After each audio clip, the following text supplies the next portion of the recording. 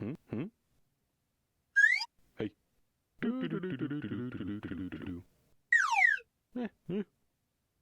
Here we go. Woohoo! Step inside the Smash Box with Johnny V and Terry Miller, the disc golf guy. Hello, everyone, and welcome to podcast number 51.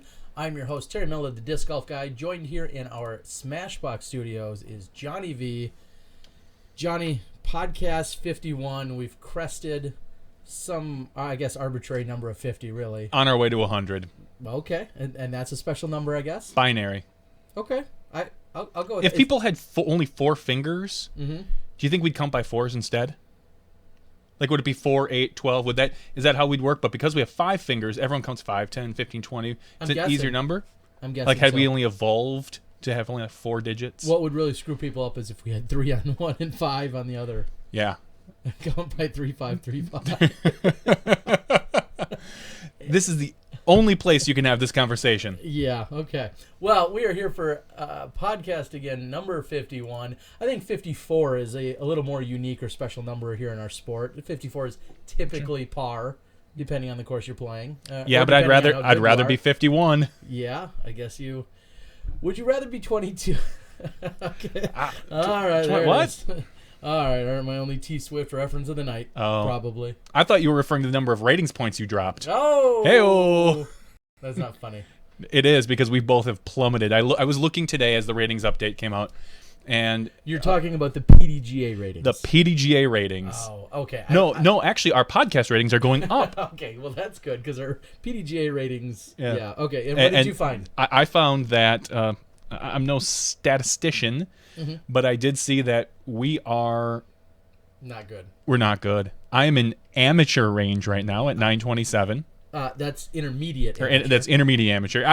I'm from old school, so it was always amateur, advanced, pro. Okay. So I always confuse them. Okay. You have dropped well into the advanced level at Ouch. 955. Yes, and no ripping on any 955s. I haven't At one been point, there. you've been in the 990s. I know. I've been in the 960s. We're not young. I don't know if it's age. Our well, for me. our podcast rating is going up while our disc golf rating is declining. Speaking of that, where can they find our podcast, Johnny? Well, you can find the podcast at a couple different places. Stitcher, iTunes, any podcasting app, podcatching app. You can go to smashbox.com / whatever. Click on our videos. You can find them there. You could go to, on Tuesday nights at 9 o'clock Central Time, go to youtube.com /smashboxtv/live, which is where we always will be, unless you make an event Yeah. like last week. No big deal. That was perfect. It worked out. So, yeah, those are all the different places you can find us. Audio, video, we might come to your house and do a podcast. Don't rule it out. We should start doing that, a traveling podcast. You think people would like... I mean, obviously we've done them at national tour events, but just show up at people's houses and do podcasts there. How does that sound? Again, we may do it. Depending on what event we go to, we may need to steal someone's house and bandwidth. So it's not out of the question that we do that. All right. Well, thank you guys for tuning in. Hopefully we've got any mic issues. We definitely do not have echo last week. Ella. You got it. So now we are here, and to rock and roll. We got a good group of people out there watching, and do we want to get right to it? Our first segment, or do we have anything else we need to address? I see people are on the board already coming at us. I see there's a few things that I'm reminded of that I haven't done yet, so thanks. That didn't take long. But I think we can get right to our regular weekly segment. Let's bring them on.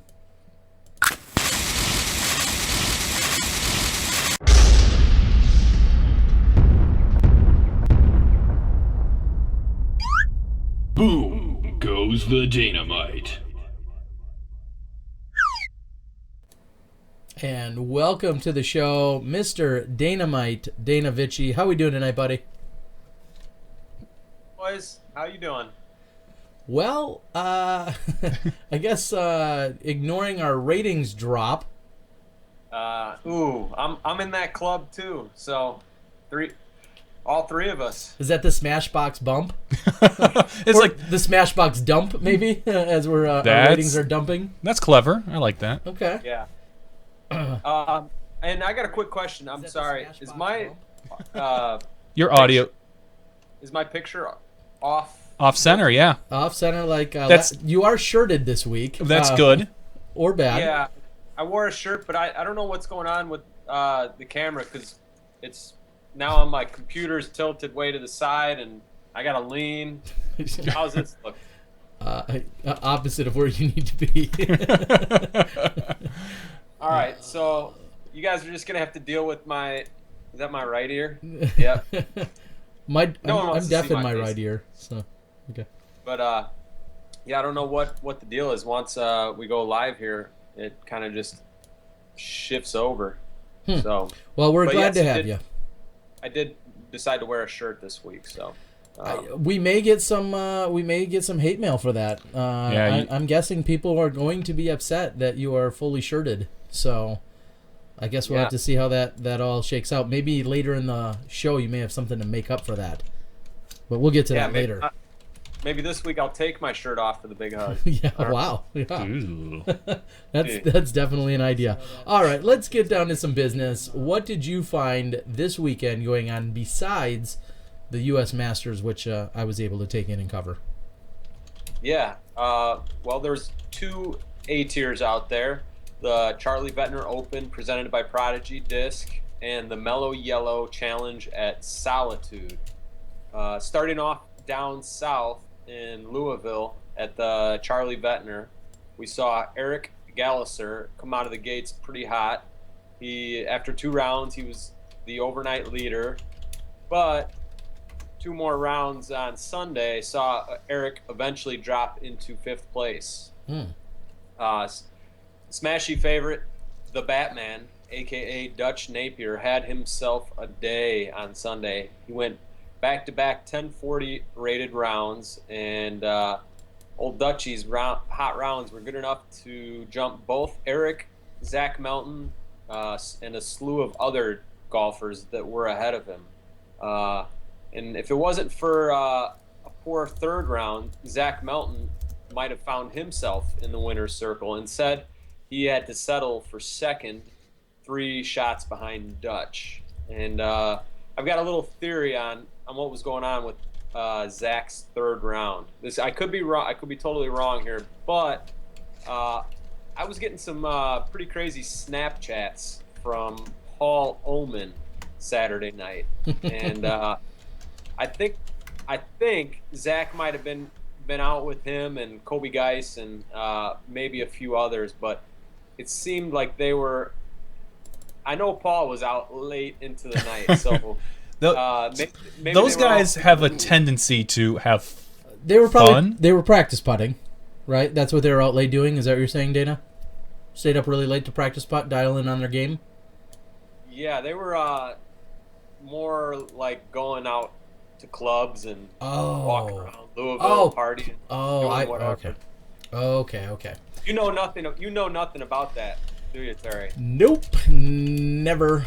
Or Johnny, no idea. Never. What's it like a club sandwich? Something like that. All right, so everybody out there, if you have not been lucky enough to find yourself out after a tournament with the disc golf guy and Johnny, when Johnny comes, it's usually a good time. Usually with the Legacy crew and a bunch of other fun people. But you might not think it, but Terry's a really good dancer. Thank you, Dana. Maybe that's why your rating's dropping. You're going out less, you're dancing less. I'm clearly getting out of shape. That just started. I'm getting out of shape.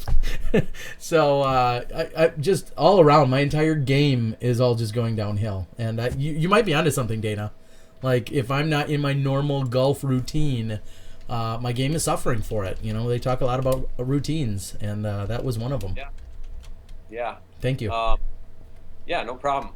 But as I mentioned earlier, there was another A tier, and this one was in Utah, the Mellow Yellow Solitude Challenge, or something along the lines of that. But Paul Ulibarri went out there to defend his title, and he did just that. Paul was the only 1,000-plus rated player in the field. I think there was 23 or 25 players in the open division, and he was actually down 4 going into the final round, and then ended up cruising to a 3-throw victory. So, congratulations to Paul for defending that title. In a situation like that, Dana, do you feel like there's possibly more pressure on someone like Paul when he's the only player rated over 1,000? He statistically looks like the hands-down favorite to win, and then he shows up to that event, and maybe he's a little off, or maybe somebody else shoots really well. But do you sometimes feel like maybe there's a little added pressure if you're like, wow, I'm the best rated guy here, I kind of should win this? Do you ever feel like that might backfire or psychologically mess with someone? Yeah, I could see how that could mess with someone, but for someone like of Paul Ulibarri's caliber, Paul's a top 10 player in the world. I don't think it would be much of an issue for him, but maybe some lesser rated players that aren't quite top 10 caliber players. If there's a 10-10 or 10-15 rated player and everyone else is really low rated, I could see sometimes where might have a hard time getting it going because you're used to playing against the best players in the world, and all of a sudden you're at a local tournament, and you might not have that tenacity that you normally would. But for Paul, I expected him to go out there and get the easy win. And for a second, I thought, oh, wow, he's not going to do it. But yeah, he did. Now, he done it. You had also mentioned that the Charlie Ventnor was an A tier that was put on, or was title sponsored by Prodigy. Is that what I heard? Correct. Yep. I guess I'm a little shocked, and I know that they had an engagement party and some other things, and it was kind of going on in his backyard. I guess I'm surprised that Will Schusterek and the rest of his posse wasn't part of the Charlie Ventnor event. And again, I know the Music City Open was going on right in his backyard. Maybe even the fact that the two coincided on the exact same weekend had something to do with it. But I guess I'm just surprised a Prodigy, titled event, and Will, who's kind of in that neighborhood, wasn't part of it. But anyway, just a random observation. And then even to take it a step further, the Knoxville Open took place on Saturday. It was a one-day B tier, and that's Will has lived in Knoxville in the past too. So that had to be. I'm sure he loves to get to that event, and then obviously he's in Nashville now, and the Music City. He's been heavily involved in the disc golf scene there. So tough scheduling there, and there's just so many events and so little, there's so little time to run them in the good parts of the season. So I'm sure it was a tough decision, but yeah. Okay. And then did you happen to look at the Music City Open? I know a number of our top players were down there. We saw Simon Lizotte, Will Schusterek, and a handful of the others. I know Paige and Katrina had squared off. Did you take a look at any of those results or details? Oh, I did. I look at I wasn't even trying to set you up. I legitimately was wondering. Because I did not look it up. I know who won on the open side, and that was about all that happened to cross my news feed while I was traveling. So. Yeah, Simon Lizotte continued his good play, and he popped off yet another 1070 rated round. I believe during the second round, he had a few of those at Ledgestone, and that helped get him the win there. But Simon took first, Will second, Joey Lutz finished in third, and then on the women's side, it was another really close battle between Paige and Kat, and they basically were shot for shot, and Paige ended up pulling out the win by 1. Wow. So she beat Kat during the final round by 1 throw, and that was the deciding factor there. Well, it sounds like it was a battle, as one would expect, between the two of them anytime they square off, and you can usually throw Val Jenkins into the mix, and they're always within a few strokes of one another, so not really a surprise there. What was the rest of the women's field? Did I see there were 5 women, at least in one of the photos? I think our our PDGA Women's Rookie of the Year, Rebecca Kersey, was in a photo, I think, with one of those groups. Was there 5 or more women? Almost double 5. There was 9. Oh, so a 5 and a forehand. Sorry. Yeah, that went right over my head. Oh. I don't know. Did you miss the opening of the show? We started doing new math. Busy researching. Oh, we were doing new math. Oh, yeah, you're a teacher. You wouldn't get it. Never mind. Yeah, math's not my strong point. Okay. All right. But yeah, back on track. There were a bunch of other tournaments across the country, and picking up some victories were Mike Mosier, won in Pennsylvania. Paige Pierce, who we just talked about. Jeff Face, I believe I pronounced that right, won the San Francisco Safari. Oh, wow. Yeah, in a tight rate. He won $1,000 there over James Proctor by a stroke.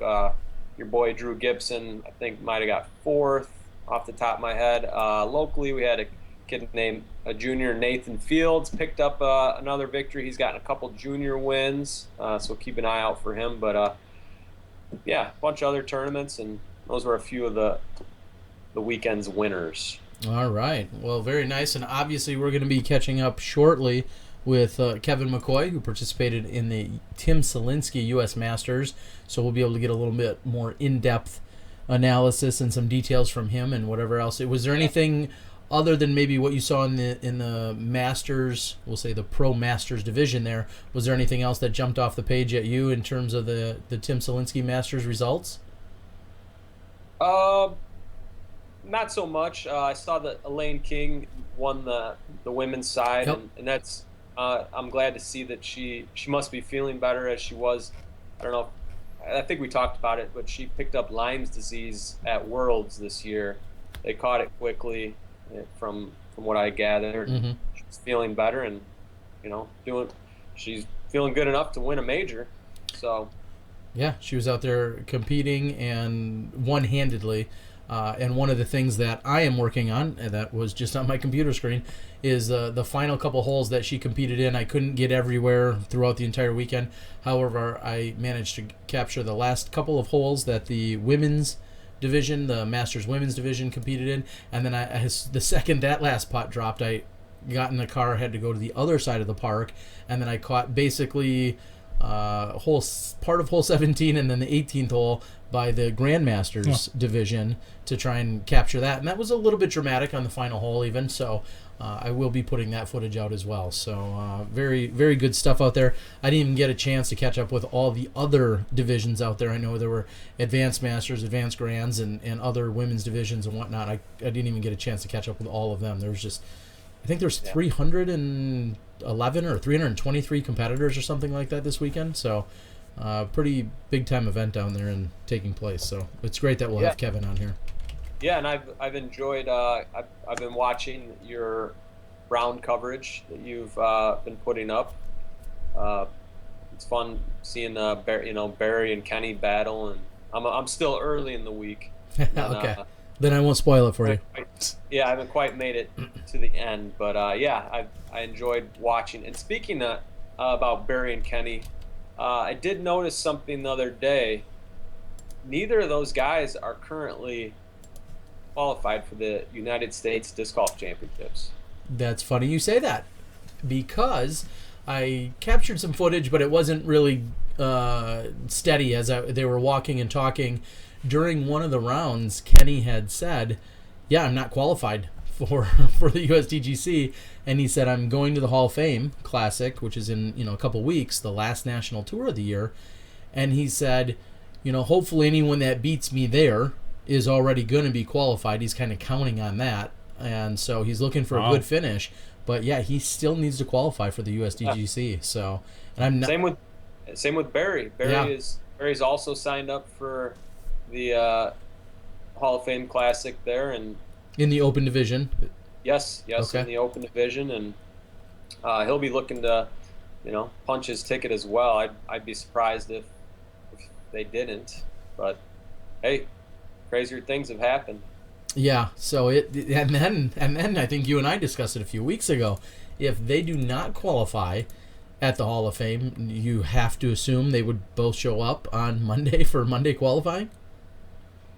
Yeah, I mean, Barry lives pretty close to Yeah, he's Rock within a Hill, couple so hours of there. I would imagine that he definitely would be. Climo has got a longer trip, but I just can't see a USDGC without those guys. Yeah, In the past, what have they had to score in a Monday? Low. Just thinking about it, for a video of top qualifying almost seems like, depending on, of course, 364, 65, those are always your bubble spots or your final qualifiers is right in that neighborhood, depending on the conditions, of course. Yep. And boy, that's a stressful day to do that. A few years back, this had to be in maybe 09. I went down to try and qualify, and I think I played like 2.5 rounds and just had one really good round going and just kind of melted down and threw away a bunch of strokes and missed it by 3 or 4, and it was tough. I slept good that night. I mean, that's a really really taxing course, and for those guys going out there trying to get it in, it's tough, and it's even tougher when it's not like a normal round where sometimes, think about rounds when you start out, you might have a bogey or two at the beginning and then you get hot. Here you now have the decision of, all right, I went par, bogey, par. I'm at hole 3. Should I turn around and go back to hole 1 and restart? Yeah, you restart. You can peel off at any point. Restart your round. Pay. The first round is $50. Every attempt after that is $25. At that point, you're not really probably too worried about the money. But you have to decide, like you're saying, when do you peel off and think, well, I really need to, have more birdies or have to get off to a better start. And, that round, when you play an entire round, you're talking 3 hours. Yeah. Depending on who else is on the course that day. So you can't, wait all the way to hole 14, 4 different times. How many people blow it on 18? I don't know about 18 as much as I think 17. You think? Yeah. Okay. Yeah, 17 being your... If you're let's say you're on pace to shoot a 64. Mm-hmm. You walk up to hole 17. Do you go for it or do you lay up? Go for the 2, or do you lay up and then toss up and hope to get the 3? It depends on what rules they're playing that year, honestly. I mean, that's tough to say. How late in the day is it? How do I have a 66 already in the bank? Yeah. And I'm trying to improve on that. Yeah, I'm just wondering how much of a gambler you are. No, it's a totally different mind game when you're playing that game, which is exactly what Dana was saying. Usually you go out, you post a score, and then you see how that shakes out against others. Here you have a lot more decisions that you can make during different points during the day. So it's almost probably more stressful than any other round. And you're trying to get into the one of the biggest and best tournaments of the year. Yeah. So you have that. For anyone that is planning on trying to go out there on Monday and qualify, my suggestion to you is to go out, get in a very early round as soon as you can, post a score, post something up and go from there, and make sure you pack a lunch and have a lot of drinks and everything ready to go, so you can, if you have to, you can stay on site and chalk up another round and a half or however much it takes. But get out there early and try to at least post something in the mid 60s just to get your name on the board and get yourself a feel for the course and everything. But I'm speaking of all that, I did qualify at the Ledgestone Insurance Open. I can't remember if we talked about that last week, but I'm grateful that I don't have to think about trying to go down and qualify on Monday. Would you go down and try to qualify? Glad I don't have to answer that question. Okay. I don't know if you guys hear Ashley laughing. We don't, but I can imagine it. Yeah. So glad that that's not something I have to think about. Now it's just trying to figure out if I can swing it and get it all figured out. Things are different with the baby. You're telling this guy. And shout out, I guess, to my 4-year-old. We went camping last night. It was an incredible success, except for a mosquito bite on her cheek and then near her temple, and she's just leaving the ER as we speak. It's 9:30 almost Central Time. She was just leaving the ER. They gave her some antibiotics and steroids. Her face, she swelled. It looked like she went through about a round with Tyson. Yeah, her face had swollen up a little bit on the side, and it just got progressively worse through the day. I knew that that is somewhat common with children, but it was to the point where her eye was completely shut. Yep. She couldn't open her eye, and so as I was on my way here, I dropped her off with my wife, and then they went to urgent care, who sent them over to the hospital, and I just caught a text here minutes ago. So, wow. Yeah, I don't know how I got off that subject, but yeah, pretty crazy. All right, well, pal, I think we've got what we need. I think you provided us with an awesome update as always, and we'll look forward to catching up with you again next week. Yeah, before I go, I would like to give a big hug. Oh, shirt on or shirt off? I'm gonna keep it on. Go shirtless. I think you should keep it on. Give it away keep shirtless. Keep it on. Shirtless. On. Off. All right. Before I go to that, I've got some big hug discs to give away, and also maybe to sell if Johnny says I can. Ooh, but I don't know. I'm not sure. You can start selling them after you go back and give every one of your big hugs a disc. That's not how it works. But, come on, you're a big sponsored pro. That nothing like our 955 and 920 players here. You're a big sponsored professional. No, you're welcome to do whatever you'd like, Dana. Well, let's start out tonight with the first Smashie that can tell us who the first big hug went out to. Will win themselves a nice Prodigy PA1, free of charge. I'll even send it for free. Oh my gosh! But for tonight's big hug, let's see, where am I? I want to talk about a good friend of mine, Shasta Chris.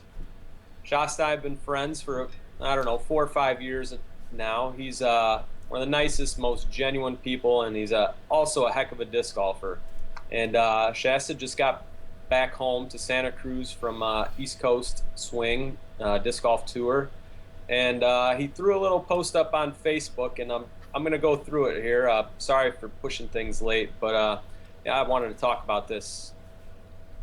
This is from Shasta. Disc golf, you enhance my life, but I'm feeling like I need to shift my priorities. The fairy tale has been amazing. It just doesn't make financial sense to me anymore. The last trip back east was special.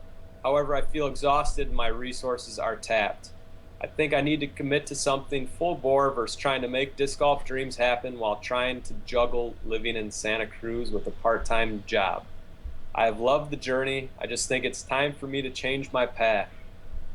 I always feel torn when returning from disc golf tour, the connections, the camaraderie, the adventures, the living in the moment, and the knowing I can compete with the best. It's what keeps me wanting to continue. I'm a dreamer, but I also understand reality, and it has caught up with me at this moment.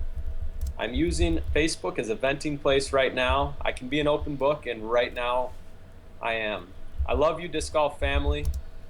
Thank you for taking me on this amazing ride. So Shasta, big hug to you. Big hug to all the other touring pros who have came before you and came to these moments in life where disc golf it's not always easy. It's not just fun and games and throwing a frisbee in the park. It can drive you crazy. It can make you go broke. A lot of crazy things can happen. But hope you can recharge the batteries, and I look forward to seeing you back out there. How old is Shasta? He's I think 37, 38. So he's going to be hitting the Masters tour here, or at least where he has the choice of playing Masters. I think he's maybe a couple years out from that, if not one. And maybe this is something we talked to Kev about a little bit. But at that age, running with the young kids for that long, not having not having a steady income regularly, living week to week, you need to really build up a little savings before you go out on tour just to blow it, basically. Because we all know that most of the people on tour are not making ends meet just by disc golf. So it can be a really exhausting and probably mind-bending thing. Yeah, and like I said, it's not, I love being on the road, and I love touring and having fun and meeting new people, seeing new places, but it is a grind. So again, big hug to Shasta and everyone else that has come before. You guys have seen it. You've been in the disc golf game long enough to watch guys go out and hit the road and kind of just not be able to continue on with it for whatever reason. I always think if you're touring for more than about 3 years, you've kind of had yourself a good run. Yeah. It just seems like 3 years is that magic number where the first year, it's all fun and games. The second year, you tend to buckle down a little bit more and be like, all right, I got this. I know what to do. Year 3 is when I think it starts to set in, where it's like, I just don't know if I can do this. Well, Shasta does, I believe, turn 39 later this year, so making him eligible for Masters at the beginning of next year. So we'll see, if he does some things. I did see the same post. Of course, big hug goes out to him. The one thing I was going to, if I wasn't just reading it on a mobile device and I could have typed it out quicker, I was going to write something along the lines of, I feel like I've seen something similar to this post by Simon Lizotte. Then just do what he does and just come back and win the largest national tour with the biggest payout of all time for a national tour event. I mean, is that not sound advice? Like, Shasta, just go win a national tour. You'll feel better. So you're welcome, Shasta. You are welcome. I'll give his number. You should text him. Yeah. But no, seriously, everything you said, Dana, we totally, wholeheartedly agree with. It's a grind. That's why we don't see more players. There's very few out there that can genuinely make touring full-time, make it profitable, I think is the key word there. Plenty of people can go out and do it full-time, but to actually come home with more money than you left with, I think there's about 2 or 4 people in the world that are doing that. Don't even know if it's that many. And even those guys, I'm not saying that they are, but it can drive, doing this can drive you crazy. You go to tournaments and have a bad week, or just the grind of it. It can really drive a person crazy, and if they stay on tour long enough, they might. I don't know. I'm gonna stop, but yeah. All right. Yes. Yeah. So,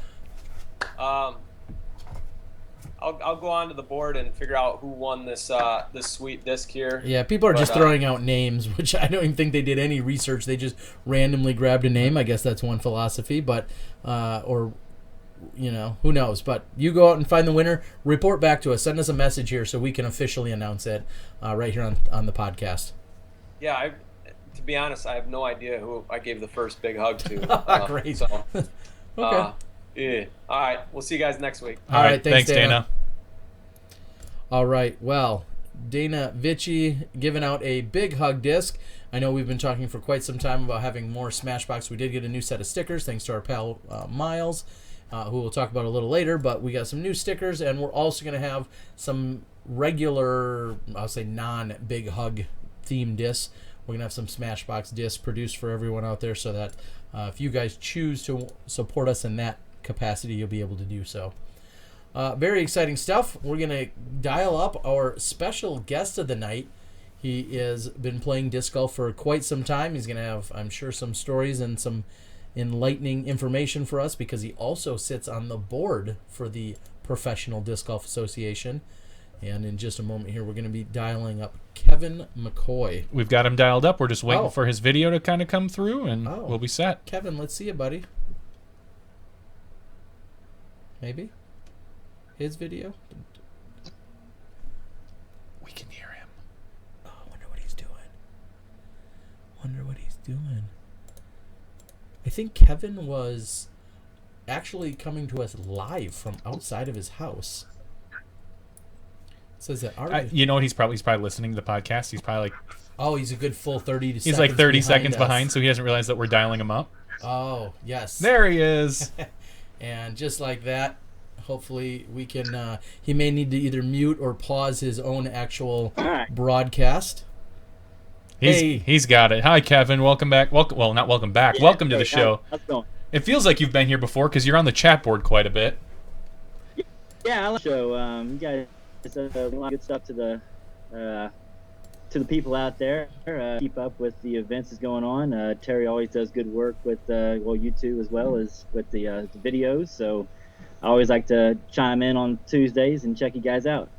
Well, we appreciate that. You're kind of an old school golfer like ourselves, that you've been around for a number of years. Your PDGA number is in the 4 digits. What is that again? 9453. 9453. So obviously you've been golfing and you have the Oklahoma as your home area, or I should say where you grew up and started playing. You want to talk a little bit about your history or background for some people that may not know you as well as we do? I started playing 1993 in Oklahoma. Went out with one of my friends I played golf with, and he told me he was going to take me out to play this frisbee golf stuff, and I thought he was crazy. And went out there and had a good time, bought a couple discs and that night, and I was hooked for life. So and started playing in Oklahoma. I didn't play amateur very long. It only took me about 1 year to become a pro, because there wasn't a lot of great players in Oklahoma other than Mitch Mack and Clint McClellan and just a couple more. So I picked up the game pretty quick, and I kind of followed on their trail. Mitch Mack's always been a great golfer in the past. He's got a bunch of top 10 finishes at Pro Worlds and stuff. So I kind of just hung on their coattails for a little while and kind of learned my ropes. Then I, got on the road a little bit, 2000 to 2005. Did a little touring with the help of Discraft back then, and that was a good thing. And then I decided to take on AM Worlds in Tulsa in 2006, and that kind of shut down the old touring. Didn't do a lot of touring that year. Courtney, my wife, my now wife, she moved out to Tulsa during that time, and that close proximity brought on little Ryan. So there was no more touring for me, raising a family. So she's originally from Georgia, so she her parents really wanted the grandbaby back home, so we moved out here. I've been in Georgia now for 7 years almost. Yeah, and it's funny kind of how time flies, because I was thinking about prior to even you meeting Courtney, I had met her at the Secret Squirrel Soiree down in the Atlanta area. I went and played that must have been about 2002-ish. I guess I'd have to look it up on my plummeted rating profile, but I think it was 2002, 2001 maybe. And so to see you two start dating, and then the transition from one side of the country to the other, a little bit different golf in when you're in Oklahoma versus moving over to Georgia. How's it been treating you? Absolutely. Oklahoma, you throw around and over trees. Here in Georgia, you throw through tunnels. Most of the golf is tunnel golf. Pine trees.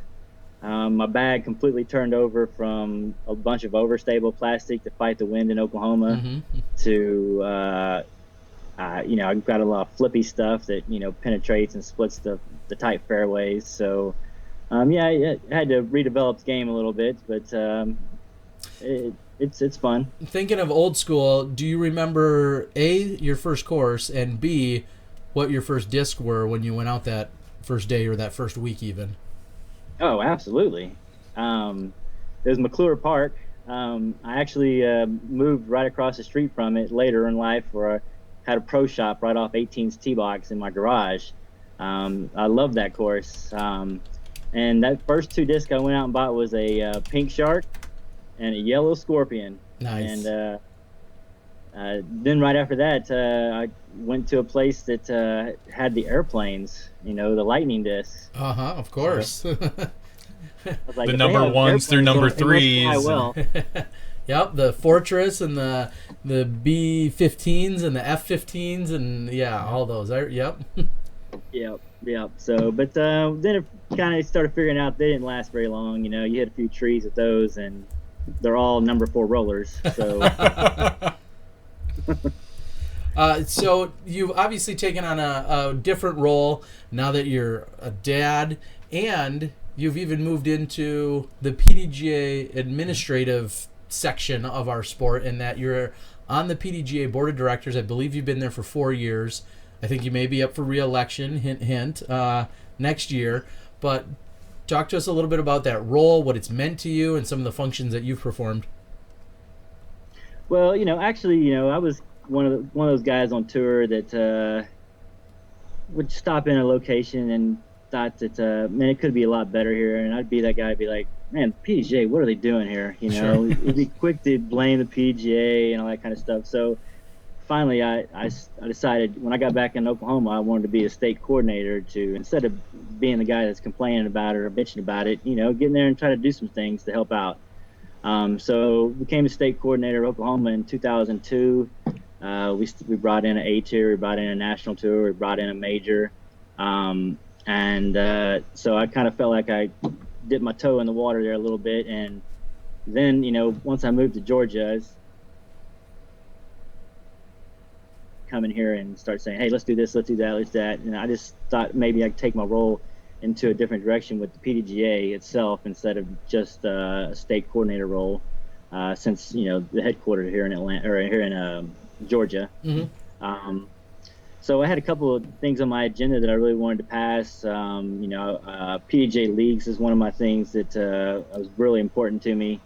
I always, in Tulsa especially, we'd have 50, 60 people out on any given night, Tuesday or Thursday night, but only like 3 or 4 of them played tournament golf. So there was only like 3 or 4 PDGA members, and so I thought that the PDGA was kind of missing out on those people. So I really wanted to get leagues started to give these folks a reason to join the PDGA, give them some kind of a benefit from the PDGA. So that's kind of what my main thing was, getting on the board. And I also kind of wanted to tweak with Worlds a little bit. I always thought that Worlds was a losing proposition for most players. You go there and you spend a week with place to stay, food, all that stuff. And you have to finish in the top 3 to even break even. So I wanted to get in there and kind of tweak that a little bit. And I think we have something like that in the works coming up in the near future. What do you think is the biggest initiative on the PDGA board's plate at the moment? Is there just something that's just screaming that everyone knows needs to be addressed, whether it's an elephant in the room or whatever you want to call it? Just the biggest item on the plate of the PDGA right now. Well, I do know that we have been talking about something that's I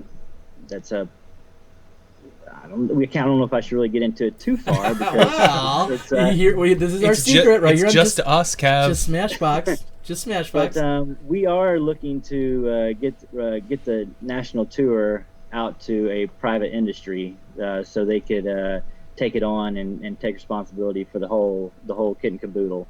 For the PDGA to send Michael Downs and Greg Law out just to do all that, I mean, it's just a little overwhelming. And they can't be at a certain event a month and ahead to prep this kind of stuff. Yeah. So I mean, they're kind of just flying from one place to another, and by the time they get there, it's too late to really make any changes or fixes and stuff like that. So,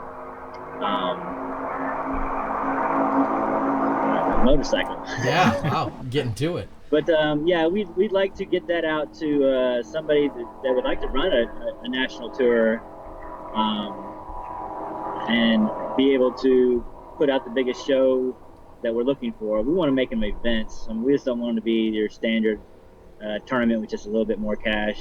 We want them to be, a full-purpose event where there's live music, there's vendors, there's places to eat, that kind of stuff, and just a high entertainment value. Make it something that spectators want to come watch.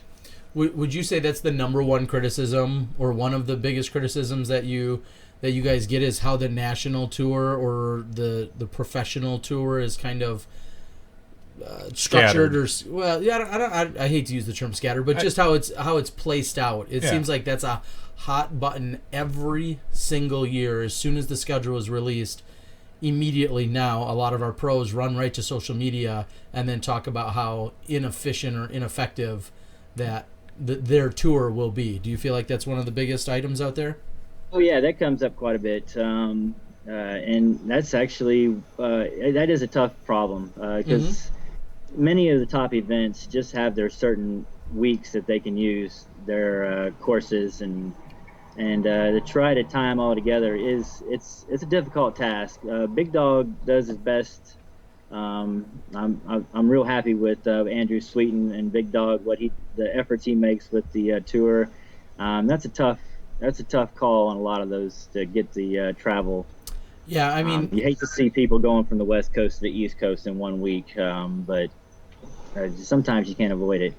Yeah, I agree, and I think it's almost underplayed how people think, oh, the PDGA, messed up again. Why do we have to go here and go there? It's not like the PDGA over in Appling or Big Dog specifically, and all these hundreds of tournament directors are sitting around thinking, gosh, how can we really mess with them this year? Well, and as we've said, it's a lot of people with established weekends. It seems like Beaver State is always the one that people have, or even the Masters. Yeah, Masters Cup is always in a certain time frame. Seems to always, they always have to double back for Masters Cup, and they have a week or two to do it, and it can just be hectic. And what they don't realize, or they do and they don't care, is that these people have weekends.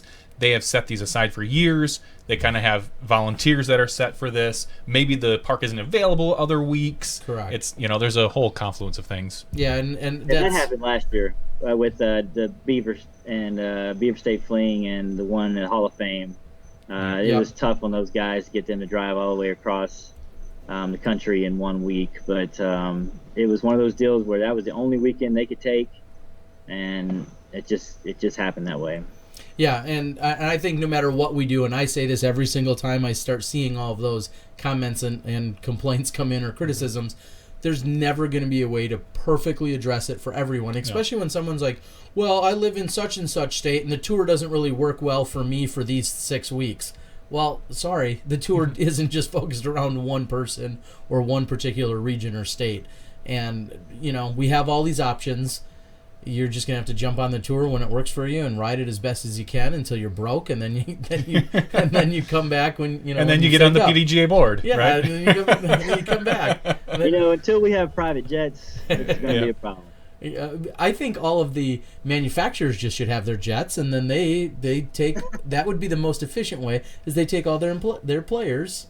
There's like an Uber for jets. Did you know that, for rich people? Yeah, of course I knew that. Oh, well, I know you knew it. Duh. I had just heard about it a couple weeks ago. So, if all these golfers get together, maybe they can fly one place. Let me do the fair estimate on an Uber jet from here. So, so let's get into the U.S. Masters. You barely look like you're eligible to be playing Masters, but I know you've been performing quite well. Ledgestone a few weeks ago. Talk about some of your successes even before you competed this weekend at the U.S. Masters. Past or yeah, present? Sure. No, yeah, recent. Where you've been playing. How do you feel like your game has been, and how you were preparing, so to speak, for this big major event. Well, I just local regional events. Being a family guy now, it's just pretty much what I can get to in a day. Of course, Ledgestone had such a hype behind it early in the year that it was one of those you're like, okay, I got to be at that one. I can't miss that one. I plan to go to Pro Worlds this year, but my wife had knee surgery, and so she said you can only go to one of them, Am Worlds or Pro Worlds. So I went to Am Worlds and helped out with being a marshal there. The Pro Worlds, it was the same week as the kids starting, so I had to skip out on that. So basically, it's just been local regional action. Okay. But I have, luckily enough, I've got to build a new course here down by my neck of the woods in Griffin, and it's a kind of course that really makes you shape your shots and stuff, and it really prepared me to go play other courses. In Georgia, we have a lot of courses that are kind of poke and hope, and you don't really get much better on courses like that. But the new course in Griffin we put in, it's got some really nice lines on it that if you can play there, you can pretty much play anywhere.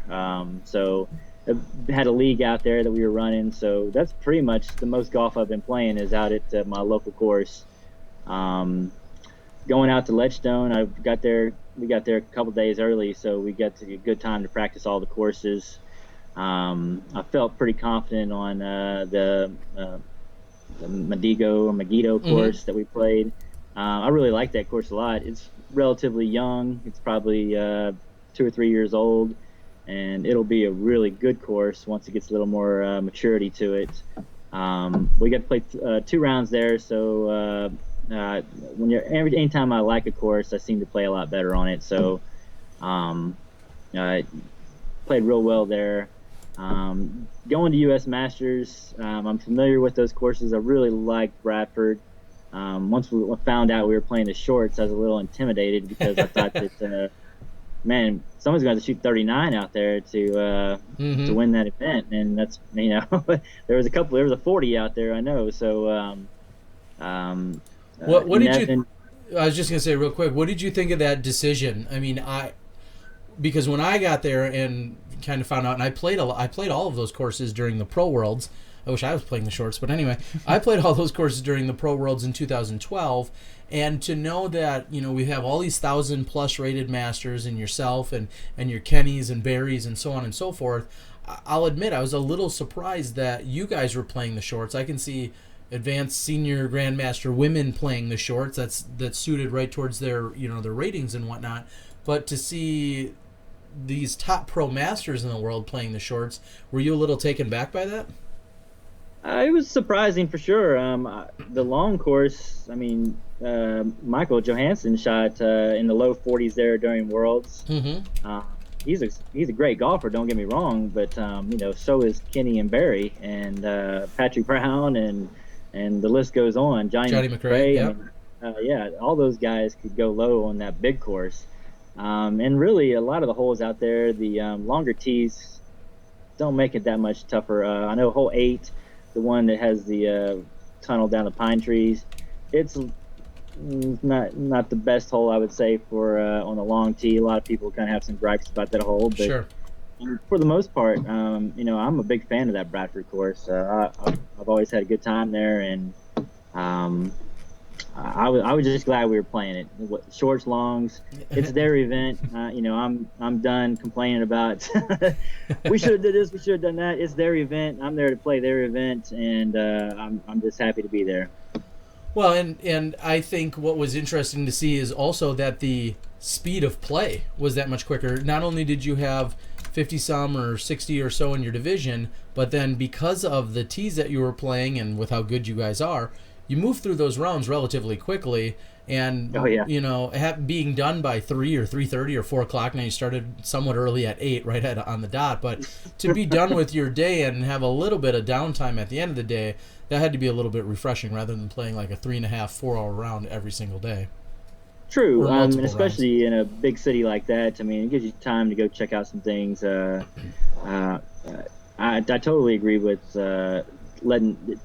Especially if the city is going to donate some money to help the cause, your travel industry, you can get some sponsors from them.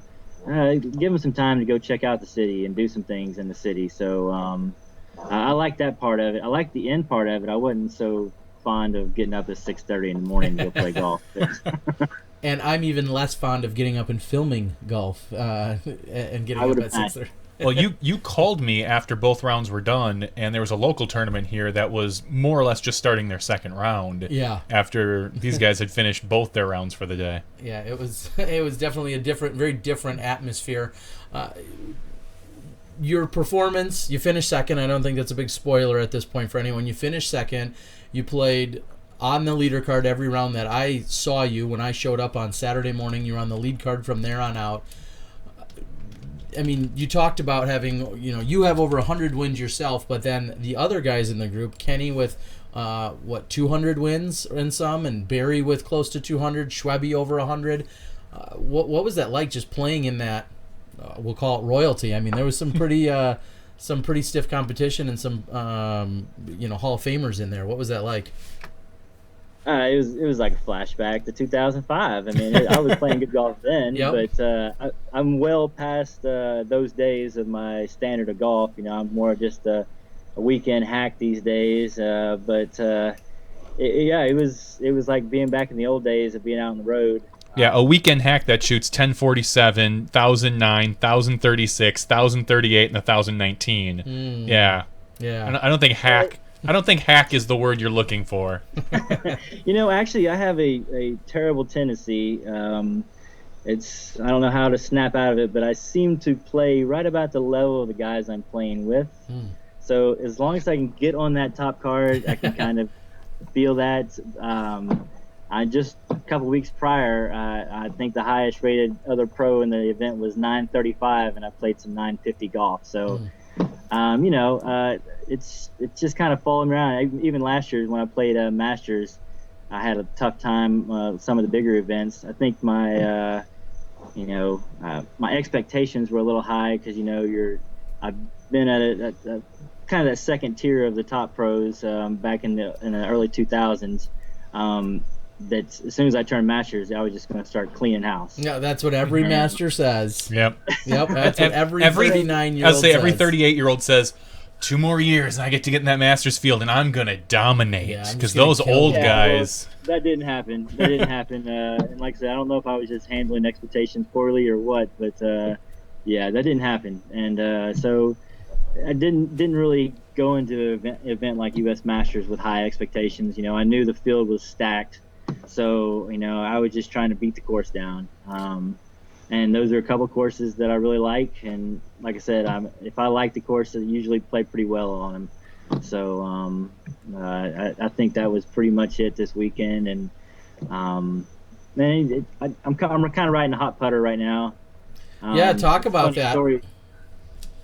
Yeah, it's actually kind of a funny story. This is kind of a cool story, but when I first started playing back in the day in the amateur class, I only played like 3 amateur tournaments, but we got to go to a place that had discs on the wall.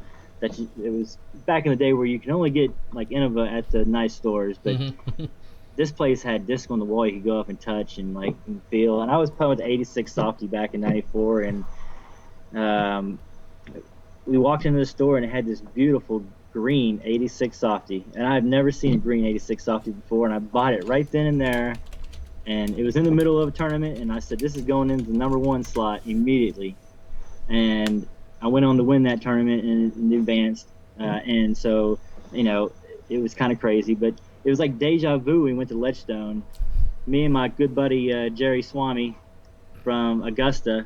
We walk in the old Plastic Attic store. It's always cool to visit disc golf stores when you're out on the road, just to kind of check out the environment there. And Jerry had picked up this green and black Nova, this guy right here. And as soon as he started thumbing it and feeling it, I just snatched it out of his hand. I said, can't have it. Thing is spoken for. And I said, that one's going straight into the bag, his number 1 slot. And go figure, I win Ledgestone. It's kind of crazy. It's just every once in a while you get that putter you have a lot of confidence in. It feels good in your hand. The stroke comes out nice, and a lot of the thing is confidence. And I know a lot of people clown me about my 40 pump putting style, but I was just gonna go there. Yep. Yeah, you said on the board you knocked it down to about 32. So yeah, it really is. I'm really kind of exercising the demons in my head at doing that. I mean, when I first walk up to a putt, it's kind of like I'm thinking of something just completely off the wall, like I shouldn't be thinking about, like, does my butt look big in these pants? Did I leave the oven on back home? Yeah. And then by the time I get to about my 10th putt, my 10th pump, I'm like, okay, don't go too low. Too high, not too high. Too low, not too high. Yeah, I'm a wreck. I'm a mental wreck when I'm putting. I gotta ask, is there a specific count? Because when I was filming you this weekend, it took me all of about 2 holes where I'm like, okay, I don't need to hit record yet. He's got a few more in him, and that becomes, honestly, on my end, that becomes a challenge because I have to then think, well, am I going to show all of them? Am I going to cut in on his 19th because he's got 9 more? Like, those are things, I know that sounds silly, but those are things going through my head while you're putting. And, for a few of them, I chose to leave them all in. And for most of them, I took a bunch of them out. But are you counting them? I guess my long-winded question here is, are you counting them? No, You're I said, just I waiting really for the am stroke. exercising the demons in my mind. Just Okay. trying to shake my head of thinking of negativity, like, how am I going to explain this mess? That kind of stuff. I'm 12 feet. How would I tell anyone I missed this? And it's on camera. The disc golf guy's over there. Courtney's going to see it, Yes. Damn it. Yeah, That's so not sure going to enough, make it takes me Instagram if I don't make a couple this. pumps. Yeah, so sure enough, it takes me a couple pumps to get that out of my mind and put in my mind to just think, okay, technique, throw it in, get out of here. Yeah, well, you certainly, like I said, those were all things going through my head, and I'm thinking, at one point I thought, well, maybe I should be counting him, because then I'll know exactly what his routine is. You should go back and count them on each of his putts and see if there's an average, like, or if it is consistent. I know on the shorter putts there was usually a few less pumps, so you were a little more confident stepping up right then. Yeah. Speaking of confidence, playing with confidence, I know they're not your sponsor, but I have to give another huge shout out. Legacy Disc and the PDGA were the two main reasons why I was able to even come down to the U.S. Masters. Obviously, Steve Rico, Bamba Rico, play with confidence is something they always say, so that reminded me right there. I needed to just give a quick shout out, because if it weren't for Marty Gregoire on the PDGA, as well as working with Legacy, I wouldn't have been able to get down there to cover all that sweet action that everyone got to see. What's next? Hey, I want to second that though too. Okay. I am a big honk for Innova, and I love Innova and everything like that. But Stevie and Bomb are my boys. I wish the best for those guys for sure. They're great people. Matter of fact, I should start beating the drum to get those guys in the Hall of Fame. I mean, some people ask. I'm not gonna lie. I've been around. I think it was even last year at the USDGC. I was riding in a cart, and somebody in passing yelled to somebody else, "Hey, when are these guys getting in the Hall of Fame?" I think they were yelling it at Speedy as they were driving by, and I think that's obviously a question. In fact, I was gonna look. Do you have any idea how many wins Steve Rico has? It's just a matter of time. I mean, the PDGA will show the last 12 years probably. Well, for him, it shows all the way back to, kind of to 88. And I know there's a lot of older stats missing. It says with the little asterisk, meaning there's missing a stat or two or a few that haven't been entered. It says that on here, Rico has 97. So it's very comfortable to say that if all of his stats were in there, he's also in that triple-digit win club. I know that's something you keep track of and have made note of yourself, Kevin. Here's the real question. How many people are in the triple-digit win club? I don't know. It's growing really fast now with the number of events we're having. There was a time when it was like Climo, Greenwell, Schultze. Then there was just at a time there was probably only a handful. Okay. Now it's up there in the probably 25 range, I would say. Wow, sure. Stevie Rico, of course, a lot of his good golf was pre-2001. Mm-hmm. He won plenty of events back then. I would say his number is probably closer to 125, 130. The PDGA used to do all that with paperwork. Mm-hmm. So they're updating that as we go. We'll never get to see as many as Climo's won. I'm going to guarantee it. He's probably going to end up still missing 50 or 60 wins that he had way back in the day. Yeah, pretty incredible the amount of people that are getting that. And one of the conversations as I was tagging along with you guys for the weekend was Climo talking about. We were talking about the number of wins. I believe this was hole 16 over at Bradford as we were walking down the fairway, and just the conversation alone that Kenny was saying. You look at a Bradley Williams who won 40 tournaments in a year. Yeah. And then you look at a Climo, and it's like, as Kenny said, every win he has been multiple day, and that's just a different time frame in a different era, and even somewhat geographic. That every time you play in Florida back in the day, it was always a 2-day event. In fact, a lot of places around the country used to be almost exclusively 2-day events, and now you're having 1-day C tiers on Wednesday in the middle of the week. On Wednesday or on a Friday, or you have a pre-event event. Exactly. A warm-up. So. Do you feel that it all correlates fairly, or are some people going to kind of lose some of what yesteryear brought us? Yeah, I mean, I'm definitely a fan of Climo and what he did in his glory years. I know we can have the conversation now. Is he still the greatest of all time with what Macbeth's been doing? But in my generation, it's going to be hard to get us off the Climo era. And on top of that, I mean, back then, if you got to play in 20 tournaments a year, I mean, you were touring hardcore. Mm-hmm. I mean, so and you Yeah. can get and really, and I even run Wednesday tournaments here in Atlanta. I mean, sanctioned events here because hell, we have 6 million people in this city. So, I mean, we can fill up a Wednesday event. Why not? You know, Sure. so. Yeah, there's a lot more events this year. I played with Nate Wegren from Alabama, and he said he played in something like 74 events last year. Wow. Mm-hmm. Somewhere around there, some number that was more than weekends. It was in the high 60s or low 70s, and yeah, it's just a lot easier to get to that big number nowadays. Yeah, and one of the other conversations that you were just alluding to is the conversation we have not every week here, but we talk a lot about Mr. Macbeth, and we'll talk about him later on in the show too more. But the competition level, and when people start comparing him to Kenny, as you just said, and he's got 4 versus Kenny's 12, he's literally a third of the way there in terms of actual title counts. He still doesn't have a USDGC title. I watched that interaction with Kenny. How do you feel about that whole situation in terms of the comparisons that get talked about? I do think that Paul is experiencing a little bit with better equipment. That's made it a little easier for him to be as great as he is.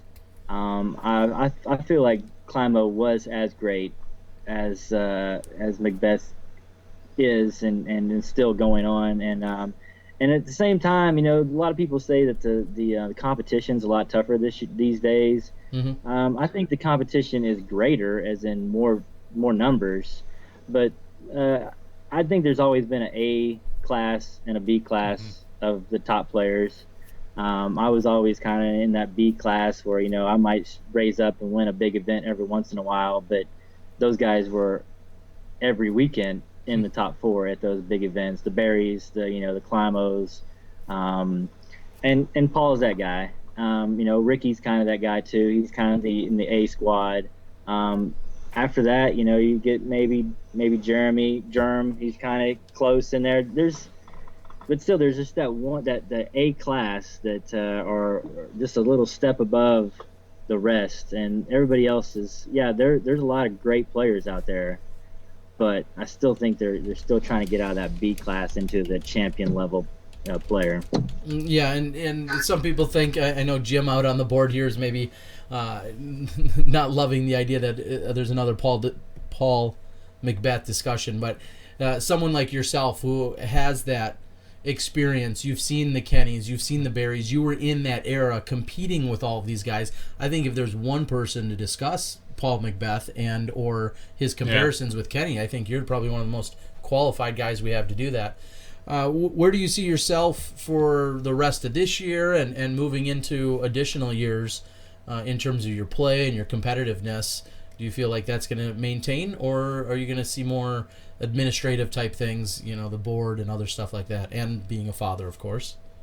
Yeah, well, I'm a player. I mean, I love to play golf. I love the competition of it. I'm going to keep playing. Am I going to be out on tour? Probably not. I mean, special events like St. Jude's, like I got to go out to this year earlier. Ledgestone. I may show up at one of these here once in a while. I definitely want to go back up to Maple Hill.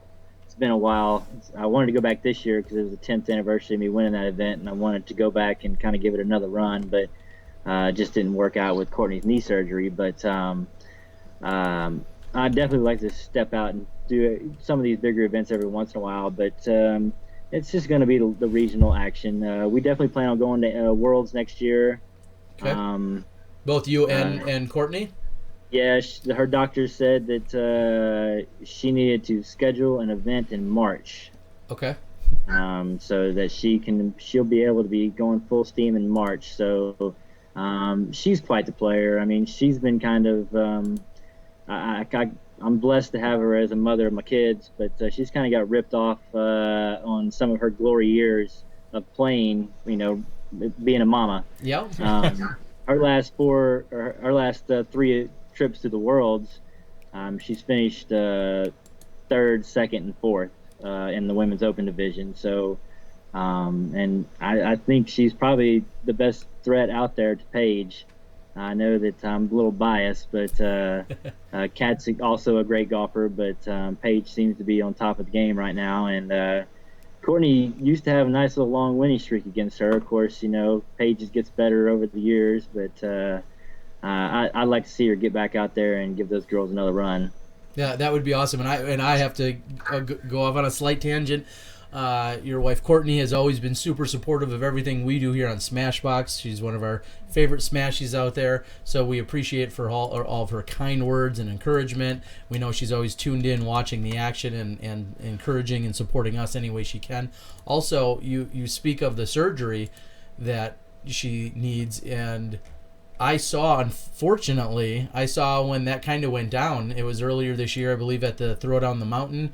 It was a heated and rousing game of spike ball, and Paige, maybe there's a storyline here. You're saying Paige is her the biggest competition, and she was playing spike ball with Paige and Madison and a few others, and I was right there, and unfortunately that's when she took a tumble, and that was the end of that on her knee. And I know she had a rough drive home and was in rough shape, but so it sounds like she's hopefully going to be on the road to recovery. And I agree with you, when she is healthy and out playing, there's no doubt that she's a real threat out there for the rest of the women's division. So it should be interesting. How great is it that you and your wife, now I know you have childcare to worry about, but how great is it that you both can play disc golf at the professional level?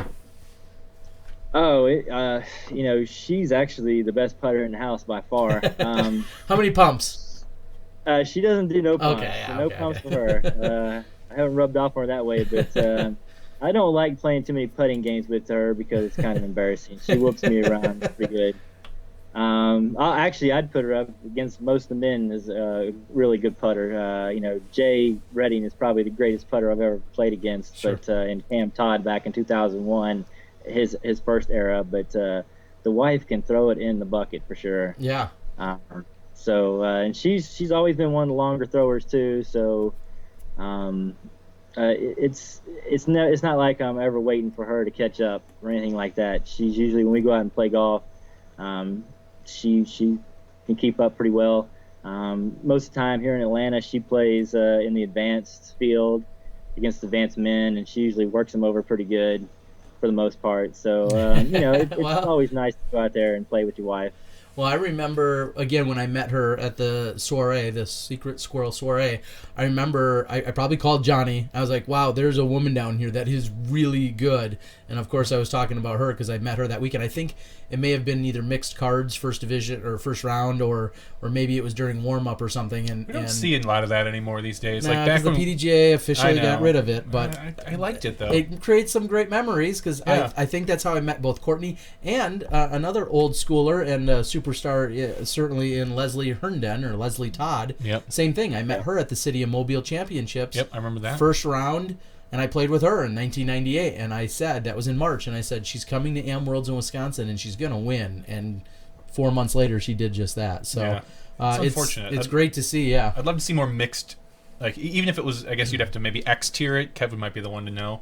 But on maybe some smaller events, actually mix the divisions up that first round. That was one thing Larry LeBon did in Crack Plastic over in Michigan all the time. It was just an absolute given that the very first round of the tournament, there was usually 5 different colored cards for representing 5 different divisions, and I loved it. And it was one of my favorite places to play, and that was always part of it, was going to play in that. Now, Kevin, maybe they don't do it for the reason you just said a few minutes ago. You said, you tend to play at the level of some of your competitors on the card. Do you feel like that's the way the rule needs to stay now, is to always stay within your own division? No, actually, I would like to have the advanced players play with the open players and just go by score. I think it really help out the advanced players make that jump to the pro level. I know that a lot of times advanced players go like, I can't beat Ken Climo, I can't beat Johnny McCray, I can't beat those guys. So they don't even try or anything like that, and they just say, I'm going to stay down in the advanced division and clip off some plastic. But, if they were actually still playing in the advanced division but just going by score, then they might end up on that card with those guys and get that experience, and it'd really help out to get their game to the next level. I kind of like to mix the advanced in. Really, after that, I don't really want to. No offense, but I don't want to play with a 630 rec player the first round. Sure. I don't mind playing with them in a league or something like that. But if we're putting $150 on the line, you don't want to have to explain how the mini works. And sure, and that's something our pal Durko chimed in with. He says he hates mixed divisions because he doesn't want to have to babysit some dude that doesn't know the rules. Well, I'll say right now, Durko, there's pros that don't know the rules, so I don't necessarily know that that's a completely fair statement. I understand that. Yeah, the newer divisions typically are the ones that need the most help, but there's plenty of advanced masters that have been playing for 20 years that still don't know what they're doing out there and act like babies. But anyway, now I totally forgot where I was going to go with my next. Oh, would you only want that, following up on that real quick, would you only want that advanced and open cards? Would that be first round, or could you see that playing out during the rest of the tournament in, say, a 3 or 4 round tournament? I come from golf. Isn't it cool when the majors come around, U.S. Open, and the PGA, the Masters, and everything? I can see that guy that has a little A next to his name competing with those guys. I would like to see it in the mix. I know I'm probably outnumbered on that, and it's probably not going to happen unless it's just a special event. I just first round possibly. Yeah, I feel like if they could get into just playing by score, it really would help some of those guys move up faster. That's a really interesting perspective. It would also add a new dynamic to the event, knowing that you could be the lead advanced player on the lead open card. What kind of extra pressure is that there, not knowing what your competition is doing, a card behind you, or vice versa. If you're down in the third card of pro, but you're the third advanced person. Sure. Maybe that elevates your game a little bit. I would actually kind of like to see that as maybe like an X tier, a smaller B tier run that way. I couldn't imagine a major or an NT or an A tier, or that'd be like a B or a C tier kind of thing to do. Let me just give you an example. Wouldn't you like to see Anthony Barella and Isaac McDonald, even if they were playing amateur in the tournament, still get a chance to run at those guys at the top?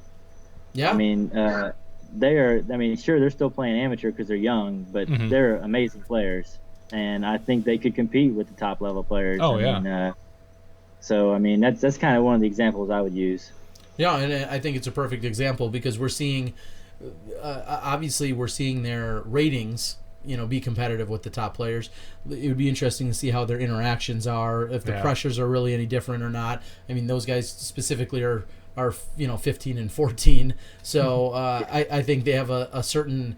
I don't even know if they know what pressure is yet. I think they're almost too young, maybe on the opposite side. I'll say this: I know Isaac and Anthony both know what pressure is. Okay, after watching what they did at Am Worlds. That they know, those two particularly, I think, no pressure, but it would be kind of interesting to see them in a different environment. In a different environment. How it certainly, Well, and I get to meet IMAC a little more, and you can see the athletes coming out in him. He's probably used to be playing on really good teams, used to winning. He's played football, baseball, all that kind of stuff. So I'm sure a lot of that helped him in those situations late in the tournament. He's just used to playing in.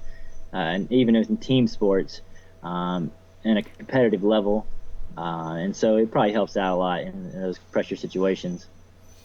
Let's switch gears just a little bit because we know that you, again, as we said, both you and your wife have logged in. You've watched. You've given some feedback and just trying to help direct and do whatever you can from a viewer's perspective. And of course, we value a lot of people's opinions, but when you're a golfer and you can bring it to us in a sensible way, in a constructive way. We like that better. Yeah. I don't like feedback at all. My way or the highway. Yeah. What are some of the things that you see? I mean, in terms of disc golf media, because again, you've kind of experienced all of it. You know, going all the way back to waiting literally 6 months or 9 months for a Worlds video, to, we'll say, the Billy Crump era of Billy, you know, shooting some of the Clash videos and then getting those out sometimes weeks or sometimes months. And now, obviously, the YouTube phenomenon of things that are posted hours after tournaments. And here we are with live, whether it be Emerging Planet or with us or whomever. What would you say is the evolution that you're seeing or experiencing or maybe would like to see as we're moving forward? It's funny, you did miss you could order your DHS or DVS, with your PDGA renewal. Disc Golf Live, you got to get a subscription of the videotapes. Yeah. Yes. At your house. Yes. Or watch them on public broadcasting. Yep. Okay. Yep. Those two. I mean, there's a few iterations in there, but you know that timeline in general. No, it's great. You know, I being on the board, I get to hear some of the issues that different media outlets have. That, you know, now that they're kind of fighting over who gets the lead card, who's getting the Macbeth card, because everybody wants to watch Macbeth play. Mm-hmm. There wasn't, but 3 years ago, we were like, who is going to cover this stuff? I mean, we were kind of thinking we might not have anybody, and then all of a sudden, now we have kind of a riches of people putting out quality work. I'm a big fan of what you guys do. I know you put out more of the bigger events than some of the other guys. You know, of course, we'd love to see our events on ESPN, or CBS on Sunday afternoon. Sure, we'd love to see that, but I don't see that happening in the near future. So, you know, really, I think the online version is probably our best asset right now, our best resource to keep it in budget. And you know, the technology of internet, it keeps getting faster and faster and faster. That I think that more live videos will be a little easier to access or to shoot for you guys in the near future. And really, TV is just changing anyway. I mean, cable's kind of going away. It's now kind of buy your own kind of TV, the Hulu. Who knows what kind of media we'll be watching disc golf on in the near future. But, you know, at the same time, you know, disc golf's one of those sports that people kind of like to play a little more than they like to watch. You know, we kind of were talking about that during last week, where the guys were watching the final round at Maple Hill, and halfway through, the guys are tied for the lead. And they're like, "Hey, you want to go play the pyramids?" Yeah. So you know, I don't know. I mean, maybe disc golf on TV maybe it's reached its peak. Who knows? It may not be the pinnacle that we really think or put it at, you know, many years ago. Sure. Where it's just not really that big of a deal, because some people are saying, oh yeah, you know, well, you have cable or you're watching TV, you know. Yep. I'm busy watching individual videos or channels that are specific to me, like you said, whether it's a Hulu or a Roku or something like that. Yep. Or you're watching specifically what you want anyway. It may not mean the same. Now, you're consuming live, I think, more often than not when we do put on the big events. Do you feel like live is that critical? Because some, you know, with the added expense that it costs, not just for us, but for everyone, do you feel like live is in the here and now? I mean, is it necessary? Because a lot of people say, well, let's sacrifice, you know, a little bit of time and let's just get it recorded and put up in a better, shorter, edited version. And that, I think, is a piece of feedback / criticism we get all the time when we do live stuff. How do you feel about that? I mean, when there's a major going on, and it could be live or it could be up in 12 hours. The people, I feel like the members want to see live action, but at the same time, I mean, it was only 25 years ago, the NBA was shot live and played late at night, you know. Yeah, and sure. So, I don't know. I like the condensed version. a little better than the live version.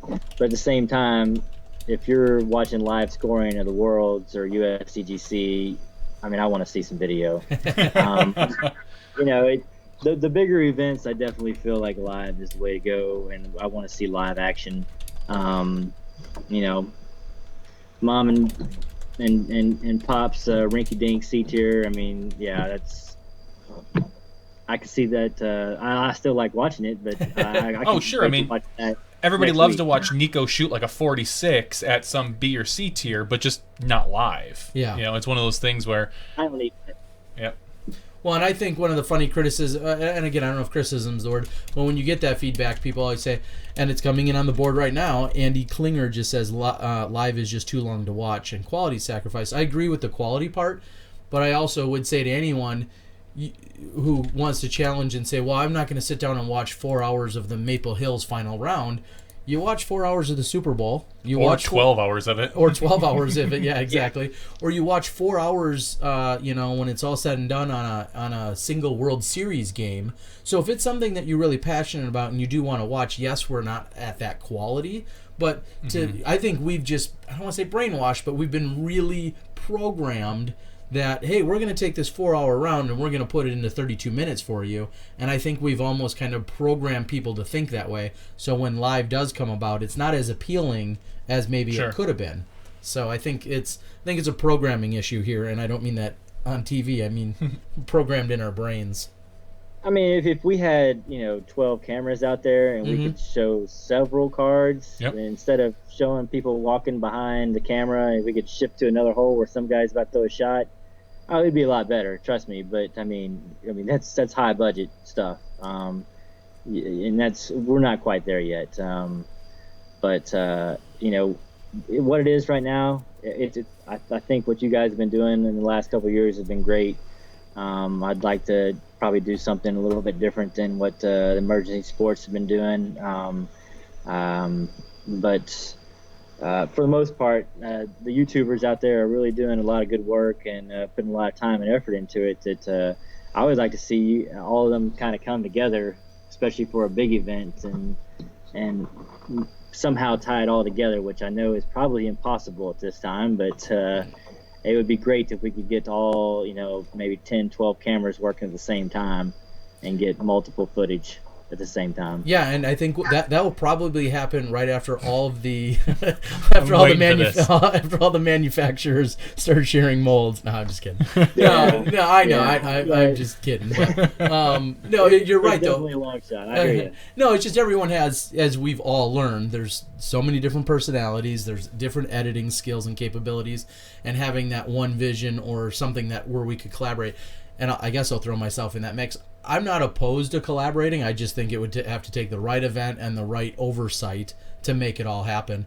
One of the biggest complaints or criticisms that we get here at Smashbox is, why don't you on the board and others vote to give us a whole bunch more money? Is there any do you got any answer to that?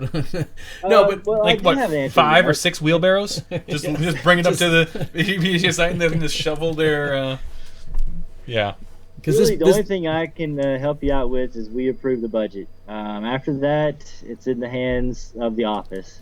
Marty is our media guy. We're going to start putting a bigger load on him and saying, hey, you're going to have to call the shots out there on who's getting the lead card, and we want the best guy to get the best action. So who would have thought that we'd ever get into a point where People are each of the arguing for it. yeah. Yeah, but I have a feeling that we're going to have to figure something out too, because there's just so many out there right now. Yeah. Yeah, and it's becoming a little bit of a rat race. Not only what card are you covering, how quickly are you getting it up, who's providing it, and then the age-old, and we openly discuss it here quite a bit on our podcast, the conversation about various sponsors. This was the Tim Selinske, which is, primarily an Innova-based event, and thankfully everyone played along, and that, Legacy helped bring the coverage to everyone in conjunction with the PDGA, but some events don't always play nice when you have one guy that might, their coverage may be kind of largely in part brought to you by one sponsor that conflicts or doesn't coincide with another event sponsor. And those are growing pains, as we call them, but those are conversations we're just constantly having, and there's not a real easy blanketing statement to fix it. Well, our summit is next week after the Hall of Fame, and it's a topic. I mean, it's been a topic at the last 3 summits that we've been trying to figure out what we're doing with media and how we support it, how we get the best quality out there. It's all topics. I mean, I don't know if we always have the right answer, but we are talking about it and trying to make it better. Yeah, we definitely don't have all the right answers. I think we admit that frequently that we don't. So the summit, as you said, is a very critical time in the year for the PDGA. There's usually 2 summits, a spring and a fall. Describe to everyone out there what happens at the summits, what that really means to them as members, and people's involvement with it. Well, the summit's just kind of our way of the board of directors getting to see each other face to face, and we have monthly teleconference meetings. But we exchange emails, do a lot of that. But it's 2 times a year we get together and hash things out. Usually it's our big, problems or like we've been doing a lot of strategic planning for the future, that kind of stuff. It's about 2 8-hour days.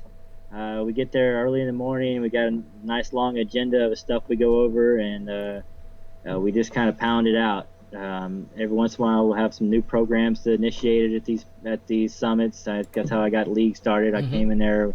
That was the first thing I wanted to do with my first summit. I was like, "We're doing leagues, damn it!" Yeah, I was there for that. I listened to your proposal. So that's some of that.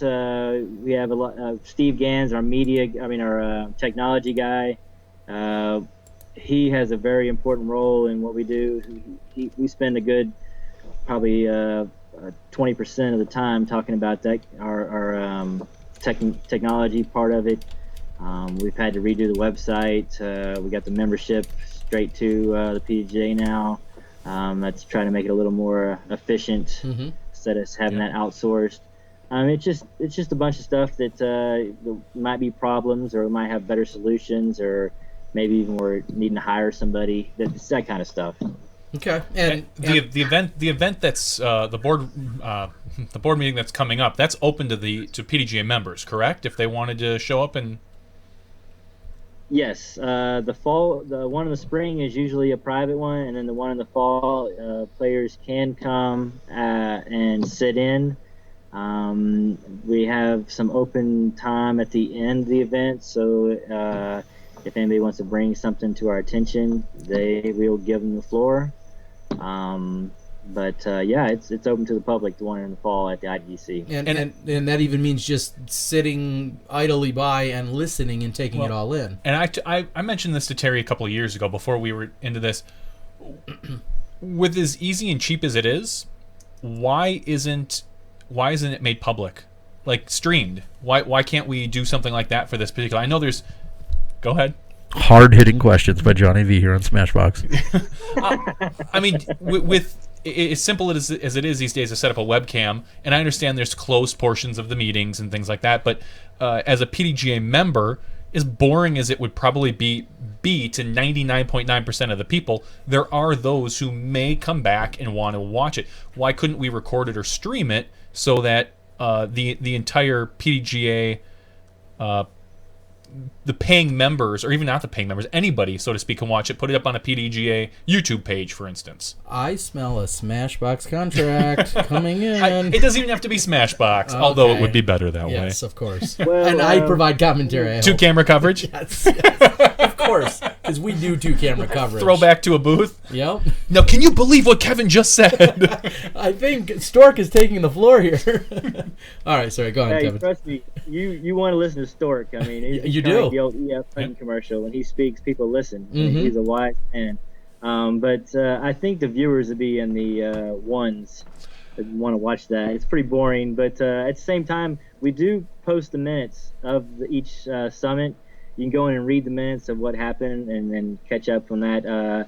The video, I mean, I could bring it up, but it's been brought up. It's been brought up. Yeah, but I remember. Unfortunately, it just hasn't really. I mentioned it I think it was 4 or 5 years ago. That at the time when live was just kind of becoming an option, like, oh, they should stream this so I can watch it at home. I know it's boring, but I could see putting it on in the background and just wandering around and listening And to we it. say it's boring. I mean, to someone like myself who kind of lives and breathes disc golf, Yep. it's not really boring. I like knowing about all the initiatives, all the things that are going on, why we don't get more money. I like hearing all those things. Yep. But you got that. But no, I think it would be great to have as an option, and this isn't obviously out to, grill you here or anything, Kevin, but it would be a great option for the people that want to sit and listen. Maybe we have a compromise. After the board meeting, we have Kevin read us the minutes live, and we put that out. Yeah. Oh, that would be exciting. Oh my! Kevin and Courtney Hey, play I'll the bring role it of up. the other board members, and they read a transcript. How about that? No? Okay. I'll bring up the video and see what they think. I know that anytime we get into some private stuff, we go into executive discussion where it's, Correct. Yep. we cut you off. But for the most part, all this stuff's going in the minutes, so I don't know why it couldn't be broadcast live. I'm too lazy to read. That's all. I'm just too lazy to read. But my ears aren't too lazy. Nope. I got one good ear here, and it wants to listen. We could put it. You know what? Honestly, we could put it out as a Smashbox audio podcast. There you go. Just so people could be running, and they could be listening to Andrew Sweeten talk about how many PDGA sanctioned tournaments, all 2,500 of them this year. Yeah, that's some great running material. Yeah. I'm just saying. No, I think we're onto something here, Kevin. And we'd even probably donate our I'm not time afraid and to energy bring and it to resources. That's right. Yeah, I'm not afraid to bring it to their attention and see if they say no, then they'll give me a reason why, and I'll get back to you. They'll say no. They have before. And I want to make it perfectly crystal clear. Kevin himself, obviously sitting on the board, Johnny V, and myself, we are all huge proponents of the PDGA. I've been a PDGA member just shortly past when Kevin signed up in the early 90s. I signed up shortly after him. I've been a paying PDGA member. I've played in 20 consecutive worlds, all that stuff. So there's no dissension here about the PDGA. I'm usually one of the first people out there to defend, because more often than not, when you hear a criticism or a complaint of the PDGA, it's just way off base. It's something that either isn't either controlled by them or addressed by them or have anything to do with them, or they are addressing it and this person was just misinformed. So let me be the first to say I'm all in good light am I having this conversation. I'm a huge fan. There's a lot of misinformation out there, but hey, it goes with the territory. What would you say is the number one, and I love asking this, people usually have their jobs, but what would you say is the number one misconception that's out there about the PDGA? That we're just sitting on this, that we're wasting everybody's money, and that we're just sitting on this big old load of money, and we should be giving the world's $1 million to host the event.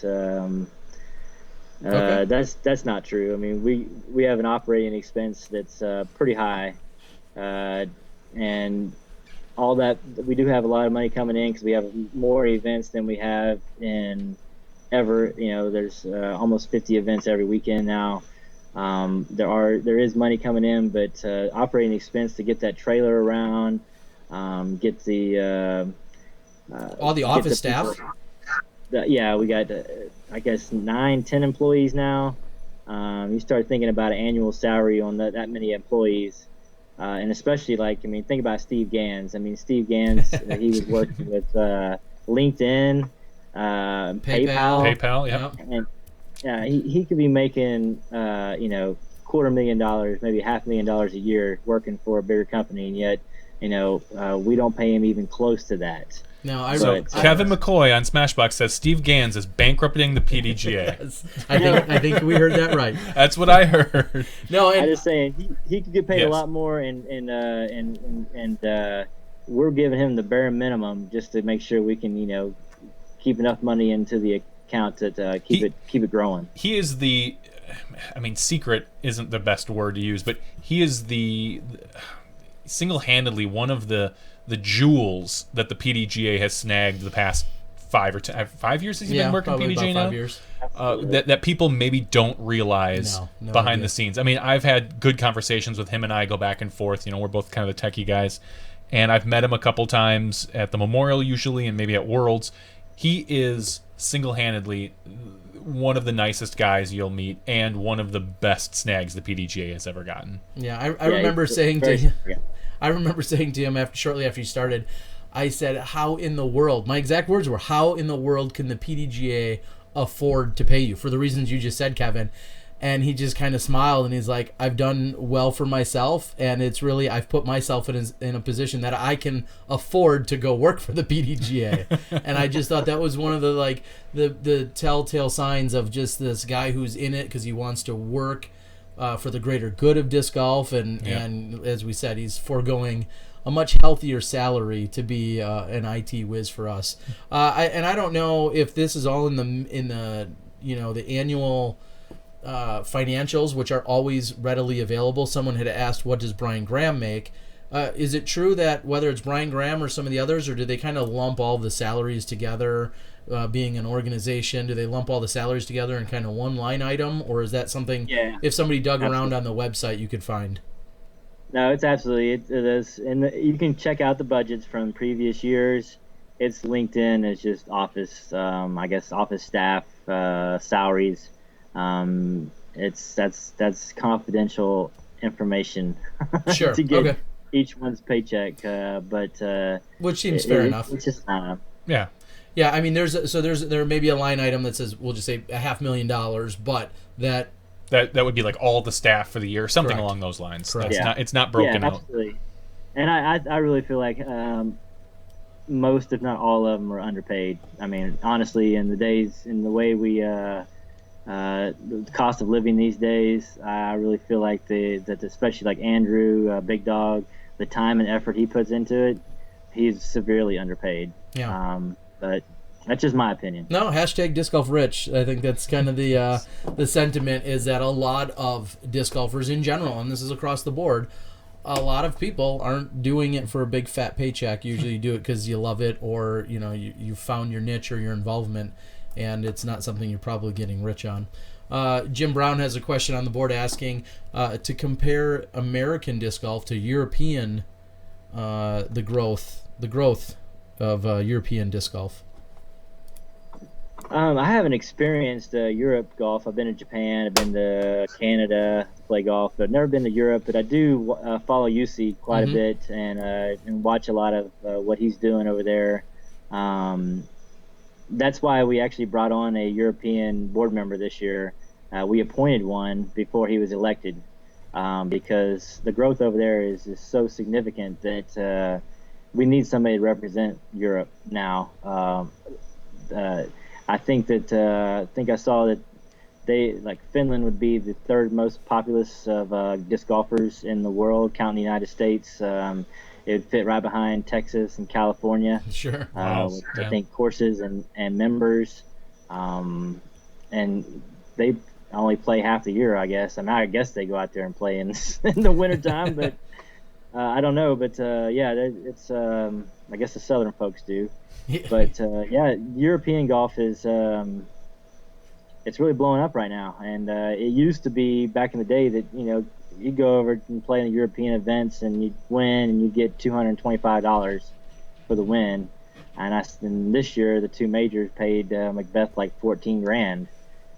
So there's definitely a boom going on over there that I'd like to experience, and I've actually chit-chatted with UC a few times. I'd definitely like to get in on what he's doing there, and maybe he's talking about bringing it to the U.S.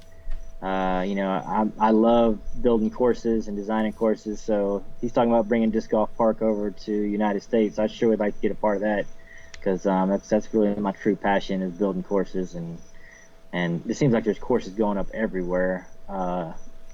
So Europe's really blowing up, and it's really exciting to watch. I think it's great that it is. Of course, I don't think anyone's going to argue that it's not a great thing. Do you feel it's also a fair comparison when you talk about Finland and some of the things that they have going for them versus the U.S., which seems to be so I don't want to say so much more diverse, but the U.S. our attention span is all of about 1.5 seconds. What? Yeah, exactly. And there's just so many different things. I mean, and it was set on the board. You can find disc golf occasionally on TV. Here in the U.S., we have 28 different channels just to how to sell your house. I mean, do you feel like the comparisons are always are fair there? I saw that one of the footage videos, not the videos, but the live coverage they did over in Europe this year ranked like 28th of all their events on TV this year. I saw that UC listed that stat. 28th total viewers watched one of the European majors over there. The spectators they get over there, I mean, yeah, it's crazy over there. Fair. I kind of feel like they're bringing a lot to the table right now, the European community. I almost feel like we should support them more right now. Sure. And they're kind of booming a little more than we are, and we're booming big. So there seems to just be more centralized and a little bit more focused, and I think that's they're a big fish in a little pond is what it seems like over there. Disc golf is, and I think they can ride that wave. They need to ride that wave, and it seems like it's really caught on, which is great to see, and that's really attributed to people like UC who has done so much to get it there. However, whenever I think about, I think of all the things that can be happening in the U.S., not just on any given day. I mean, even the violence here, gets way more exposure on any given day because we have so much more of it. There's just so many different things that distract us that we're focused on any given day, and disc golf over there seems to be one thing that they can really dial in on. So. And they get a lot of government support too. I know that the Swedish and I don't know if the Finnish team, but I remember the Swedish team would get financial support to come over and play in our events. You're not going to catch any of the. I guess Nate and Val did get the little thing go to Russia this year, but for the most part, it's rare to see any of our government step in and try to help us out build our sport. And yet in Sweden, and I'm sure in Finland too, that's been happening. So I think we can blame both Obama and then maybe even Trump while we're at it. Probably. Right? Just that covers both spectrums. I think so. Okay, yeah, we'll blame Obama and Trump. I don't know. Kevin, anything else you want to share with us? Do you want to field some questions on the board that are getting typed in if we put them out there, or if there's anything that people would like to share or ask of Kevin? Again, I feel like obviously we've had so many amazing people in our previous 50 podcasts now that have stopped in. But you're, again, one of those old school guys. I feel like you're kind of that prior generation of players that, you've worn so many different hats. You've been through so many different experiences. Like you said, with the state coordinator and running in AM Worlds and playing in so many worlds. You've, claimed over 100 titles. When do you get in the Hall of Fame? When I'm old. Okay, so you gotta be older. I'm not done yet, though. I got a lot of irons in the fire right now. Right now I'm building a new course in Merriweather, which I'm calling out my Atlanta folks right now. We got a work day out there this weekend. Bring it. But anyway, and also got a cool gig going on at Callaway Gardens, which is a big resort here in Georgia. Okay. And if all things go well, I'm going to put a bid in for 2017 Pro Worlds. I'm not sure if I really want to get involved with one of the Pro Worlds, but right now it sounds like a good idea. Why don't you ask Courtney about that? Yeah. She's actually pretty good. When she was at the AM World, she helped out immensely. She did a lot of great work with that. We're actually talking about changing the format in 2017 anyway, just to be FPO and MPO. That's not a done deal yet, but that seems like the way we're going. I think that's a smarter way to do it. A major event like that, but we'll see. No, that I think that's been talked about for a number of years, and it sounds like it's getting closer to closer. I've actually heard that rumor as well. Question off the board from Hartman is his login is Hartman. Your best or favorite course in Georgia that you didn't design? Well, I don't know if I could use the Crucible. It's kind of an extinct course. We'll probably never ever get to play it again. Sure. But man, that course is gorgeous. It's probably I would say it's probably one of the best courses in the country, let alone just Georgia. And of course, Flyboy is one of those courses that is very visual appealing. It's it's gorgeous out there. You got a couple nice lakes. All my courses, I'm always a big fan of showing off the beauty of the landscape. And Flyboy is that. I mean, it's just a beautiful place. The Lula course, the course, the North Georgia Canopy Tours, it has quite a few really cool looking shots where you're elevated tees and that kind of stuff. It's a nice course. Do you get to zip line at all during the round? No, not exactly, but they're ripping down the zip lines while we play, so you'll hear the when it's kind of cool out there. I would say that Georgia's actually doesn't really have a lot of great courses in general. I mean, there's a lot of good, okay courses, but I've been all across the country and I've seen a lot of great courses. So I mean, it's kind of I don't have too many of the Georgia courses fitting in my top 10 per se. Maybe not your top 10, but I would fair to assume you suggest people to get over to check out the IDGC and the 3 courses that are offered over there. Yeah, absolutely. The only gripe I have about the IDGC, other than a couple holes, Turkey Gulch, is it's just all the same kind of golf. If you played one, you kind of played all 3 of them. Sure. And I wish they had one course that was a little more pitch and putt friendly for recreational players. I do know that if you send somebody out there that's a recreational player that's never really played much before, they're going to get beat up out there. Sure. All 3 of those courses are pretty tough out there, even the Ed Hedrick, which is supposed to be the smaller course. I would love to see a little, pitch and putt, par 54, or even just a 9-hole of recreational style golf out there. But for the most part, they got some great courses out there. Looking forward to going out there for the Hall of Fame. I was going to say, you better be careful what you say about especially the Ed Hedrick course. We got Chuck Kennedy is listening. I mean, Chuck Kennedy's everywhere, as we know, but he's already chimed in here tonight. Did he say that he is building a course on Mayweather? Okay, due 2018 Pro Worlds in Atlanta, the Grand Rapids Sports Commission is going to go hard for 2017. Durko says, I guess that's not much of a question. What is the putter you were using when you were smashing all those chains? We talked about that earlier. Hardback, get with the program. It's a Nova that he bought by Johnny Harrison, Plastic Addicts, a supporter of Smashbox TV. So there's a couple plugs. And for Innova, there you go. You're known as one of the best rock throwers of the past couple decades. What is your favorite era and mold of the rock? That's a solid question. Actually, I'm a Ontario and San Marino guy. I'm kind of like you, Terry. I know you like those Ontarios. Yeah. I like them a little domey, where they'll fly a little bit. I've never been a big fan of the Ranchos. They're a little too thin. They're a little too stable. Although I do throw a KC Pro for my stable rock, over stable rock. But I like a rock that I can maneuver around a little bit, throw it in the hydrant, bring it around. And that's what the Ontarios and San Marinos are all about. I couldn't agree more.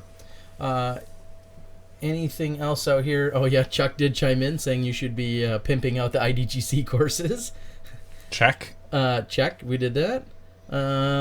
Looks like I think that's about it. I don't know if we've got any other questions here. I'm surprised we don't have more questions for you here, especially with all the different ways we can go. Go ahead and let me go take care of a couple of those greens out there at IDC. I mean, that's my big thing with designing courses, is making badass greens, and man, I sure would love to go out there and pimp a couple of those greens out for sure.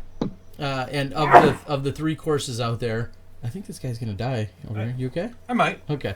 Of the 3 courses out there, which one is your favorite? The Steady Head is probably my favorite out there. Okay. It's got a couple of really gorgeous holes coming off and going out over the lake. I'm a huge fan of water holes, and it offers them. Yep. They're definitely that's definitely my favorite out there. Okay. So who outside of your own designs, that we're going to assume, who outside of that is your favorite designer, course designer? I like Stan McDaniel a lot. Jim Kenner up in Discraft World up in Michigan. Man, that guy can put some great courses out. A lot of the courses in the Ann Arbor area, huge fan of. So Jim Kenner and Stan are probably my two favorite. I like a couple courses Chuck's done. That's about it though. I know this is kind of a pet peeve of mine, but I know there's a lot of new courses going on, and everybody really likes to design their own course. Mm-hmm. But for the most part, especially when you get a primo piece of land, you really should check out a experienced designer to make sure you get your best product. So I'll segue right into, you hear us frequently talk about elevated baskets. You hear us talk about, different ideas or concepts, some of which are becoming, we'll say, a little bit more newer trends. Are there any specific pet peeves or pitfalls or things that you really wish people would just stop doing or just completely stay away from? Yeah, I'm not really a big fan of the gimmick holes. I guess there's some courses that's kind of cool at, like if you were going to play tiki golf at down in Virginia, Yep. yeah, let's put on some of them goofy holes, that kind of stuff. But I'm not really much a fan of the gimmick stuff, the tall baskets. I'm not a fan of elevated baskets, but if you want to see how I do elevated baskets, go check out number 16 at Tyus in Griffin. Okay. I like to build up landscape, tiered. I just don't like to stick a big pole up in the air. I think that's terrible. Bravo. You think it's the aesthetics of it? Because if you don't mind elevated baskets, you're saying that the challenge is okay, but maybe the way it's shaped or designed or the aesthetics of it is that what you mostly disagree with? Absolutely. Okay. I'm not a big fan of just sticking a big up pole in the air or hanging it from a tree or anything like that. If you're going to do elevated basket, landscape it, build it up. Yep. Fair enough. No, I think that makes perfect sense. I think there is something to be said about how it looks, and we're seeing just that. I mean, to use literally, just a pole. Like, we're gonna put this thing up 10 feet in the air or 6 feet in the air. There's people out there that like to see people suffer. Sure. And it's kind of weird. I remember playing one of the Clash videos at Hornet's Nest, and Barry 8-putted number 8. Sure. And I'm sure a lot of people loved seeing that, but at the same time, I just don't think it's that cool to punish somebody like that. Yep. It's just kind of cruel, and it just ruins somebody's day. Just like island holes, people that you have to re-tee until you make the island, it just kind of ruins somebody's weekend. Okay. Some people, I know they do it a lot in Southern Nationals, where if you don't make, you got to re-tee, and then after the round, they come in and chuckle. He's like, "Did you hear old boy made a 17?" I mean, I'm like, yeah, it's not that funny, You just doing it. Because I made a 19. That's a 15, yeah. No. So I mean, I've never been a big fan of that kind of stuff. No, I think that's a great way. That's a really unique perspective to look at it that way, and in some of those ways that people are trying to make it more challenging. But as you said, it can ruin it. And I don't think it's always fair to say, well, he scored a 12. He's obviously not good. Well, no, not necessarily. The one thing I really dislike about the elevated baskets, I know we've gone through this before, but is the funny angle it forces you to putt at. Yeah. At least with an elevated or landscaped tee, you can get close enough to have a good angle. When it's just elevated, you suddenly are putting your disc at a really crazy angle to put it into the basket where anything could happen. We saw Climo's putt that you had posted when Barry said, "Oh wow," that was just, he hit it at a funny angle and he wasn't even elevated. Yeah. Imagine now that multiplied, you're coming at it at more of a, more than a 45-degree angle. Sure. Anything can happen. That's my biggest complaint about the crazy elevated baskets. Yeah, and I'm shorter than you, so I agree. It's gotta be awful. Yeah. Being that short. Yeah. It is. No, I can understand that. I think we're seeing more and more. I don't know if I want to just refer to them as gimmicks, but just lots more and more of ways trying to be creative. Yep. And we'll talk more about this later in the show about the Ledgestone. Oh yeah, we will, because we've got some statistics from the Ledgestone Open that I think some people will find very interesting. You yourself, Kevin, since you played there. Ledgestone did. I'll touch on that real briefly. Did you have any blow-ups? Anything crazy out there? No, I only played 9 holes on the Eureka. Okay. I threw out of bounds on the third hole, but other than that, and then on the fourth hole, I went long past the peninsula green, so Yep. it really didn't cost me that much there. So I didn't really have any bad experiences out there. If I would have played 18 holes, I don't know how you could have avoided it, but yeah, I got lucky. The two courses that I mainly played were, well, three courses were pretty fair. Nothing you really could blow up on. Sure. I don't remember what I was gonna say. I don't know. You got anything, Johnny? No, I think we can probably close this up pretty quick. We've kept Kevin well past his bedtime, I'm sure. Yes, we do appreciate it. Sometimes we are I'll say challenged. Some people aren't night owls like ourselves. Not saying that you weren't, Kevin, but sometimes when we reach out to people on the East Coast, knowing that they need to actually start the podcast around 10:30 at night, that doesn't appeal to everybody all the time. And I'll tell you, Kevin, we had also reached out to Barry, obviously being the winner this past weekend, and Barry's not much of a Skype internet computer kind of guy, and he said that he'd be glad to catch up with me later. Maybe we record something that we could put out on a later date as well. And again, we knew it was a matter of time of having you on, and the timing and everything actually just fit together perfectly for your stellar performance and the board member and all that other stuff. So, do you got to give any I mean, Trump's 16 months out, for instance, as are the rest of the candidates. You're a full year out from your re-election. Any platform statements you need to make right here on Smashbox? No, it's a little too early for that. But I'm sure I'll get some feedback once we start getting the new formats rolling out for the world. So everybody might hate me after that. But who knows? We'll see. Well, is there a new state coordinator in Georgia? What?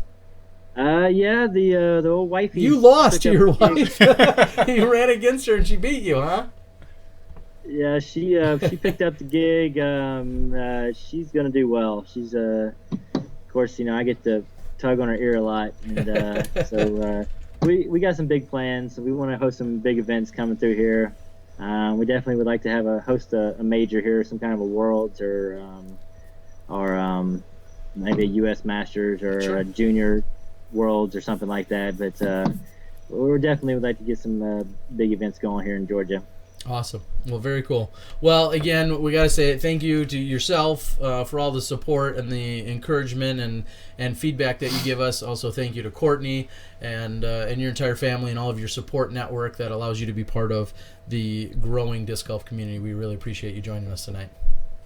Alrighty. Well, thanks for having me. All right, pal. Take care. Have Thanks, a great night. Kev. See you. All right, and as we said, of course, that was Kevin McCoy, or one of our PDGA board members. I've got a whole list of things that he can talk about at that summit that we're going to record or put up live. Yeah, that's what we're going to do. I'd love to see it live. Again, I think Kevin's right that you would probably see numbers no more than 10 to 12 to 14 people Watching it, sure. watching it. But then to take it and put it as a podcast, I think could be interesting. I think you'd see just push it out with all of our other podcasts as like a special event, and then people can listen to be it. Quiet. You're giving our competitors ideas. Yeah. Did I hear? Is there any new competitors in the game? Should we give any? I haven't heard of any. Oh, okay. I didn't know if we needed to give out any plugs for. No, but I will say, and maybe I'll. Isn't there somebody that is coming after us every week? He's telling us he's doing big things. Is that Disc Golf Weekly? I don't know what they're doing. I'm waiting for their second. There was. So is it going to be changed to WEAKLY Disc Golf? Oh snap! You went there. That was actually kind of clever. It was, but yeah. Have we seen a second podcast? We haven't seen a second podcast Oh my yet. gosh. I mean, what is he doing? I don't know. Well, they're busy. No, we're not. Yeah.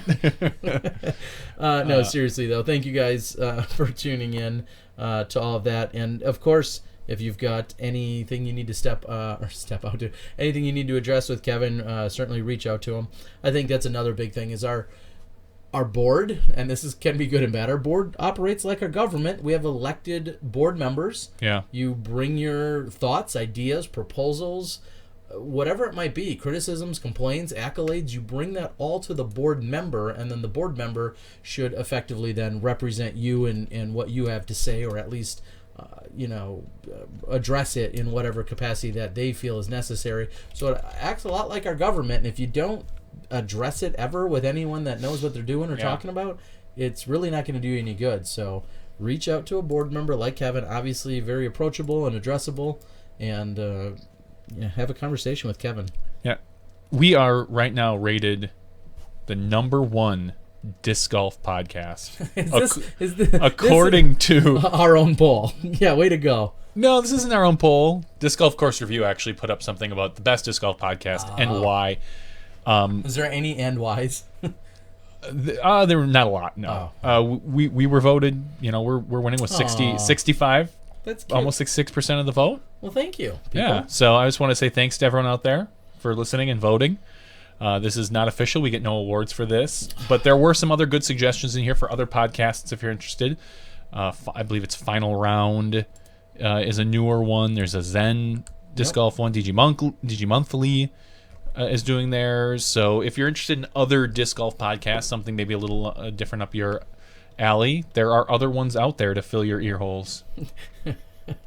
So Jim is out on the board. Jim, I'm not gonna lie. Your hog references, I don't know if anyone understands. I don't know if I understand them. I don't know if you're the hog or someone else is the hog. But every week this happens, and it's making me chuckle because I have no idea where these references are coming from. And you post them a lot. About the hog, and the hog says hi, and the hog this. Are you the hog, Jim? Is that what you're telling us? Partners in Plastic. Some guys in Grand Rapids is Jerko. Yes. So I believe I met them. Awesome. Somewhere recently, maybe the Ledgestone, I think, is where I talked to them. Okay. So we're seeing more and more, which we all, disc golf. There's more people for us to crush under our foot. Yeah, because that's what we're doing here. Yeah, clearly with those 31 votes we have, clearly loved by the not quite 3 dozens of people out there. Yeah. Anyway. All right, so we're going to talk about some news and social media around the sport. The big news. It seemed like it was kind of a quiet week, to be honest. But the big news that came out was obviously Macbeth's new best rating ever. He's now rated 1051. Quit talking about him. He does something every week. Yeah, well, he's if he's now not rated. He's not losing tournaments at Ledgestone, then he's getting these really big numbers. I mean, he just put up another big number. Yeah, just like he did at Ledgestone.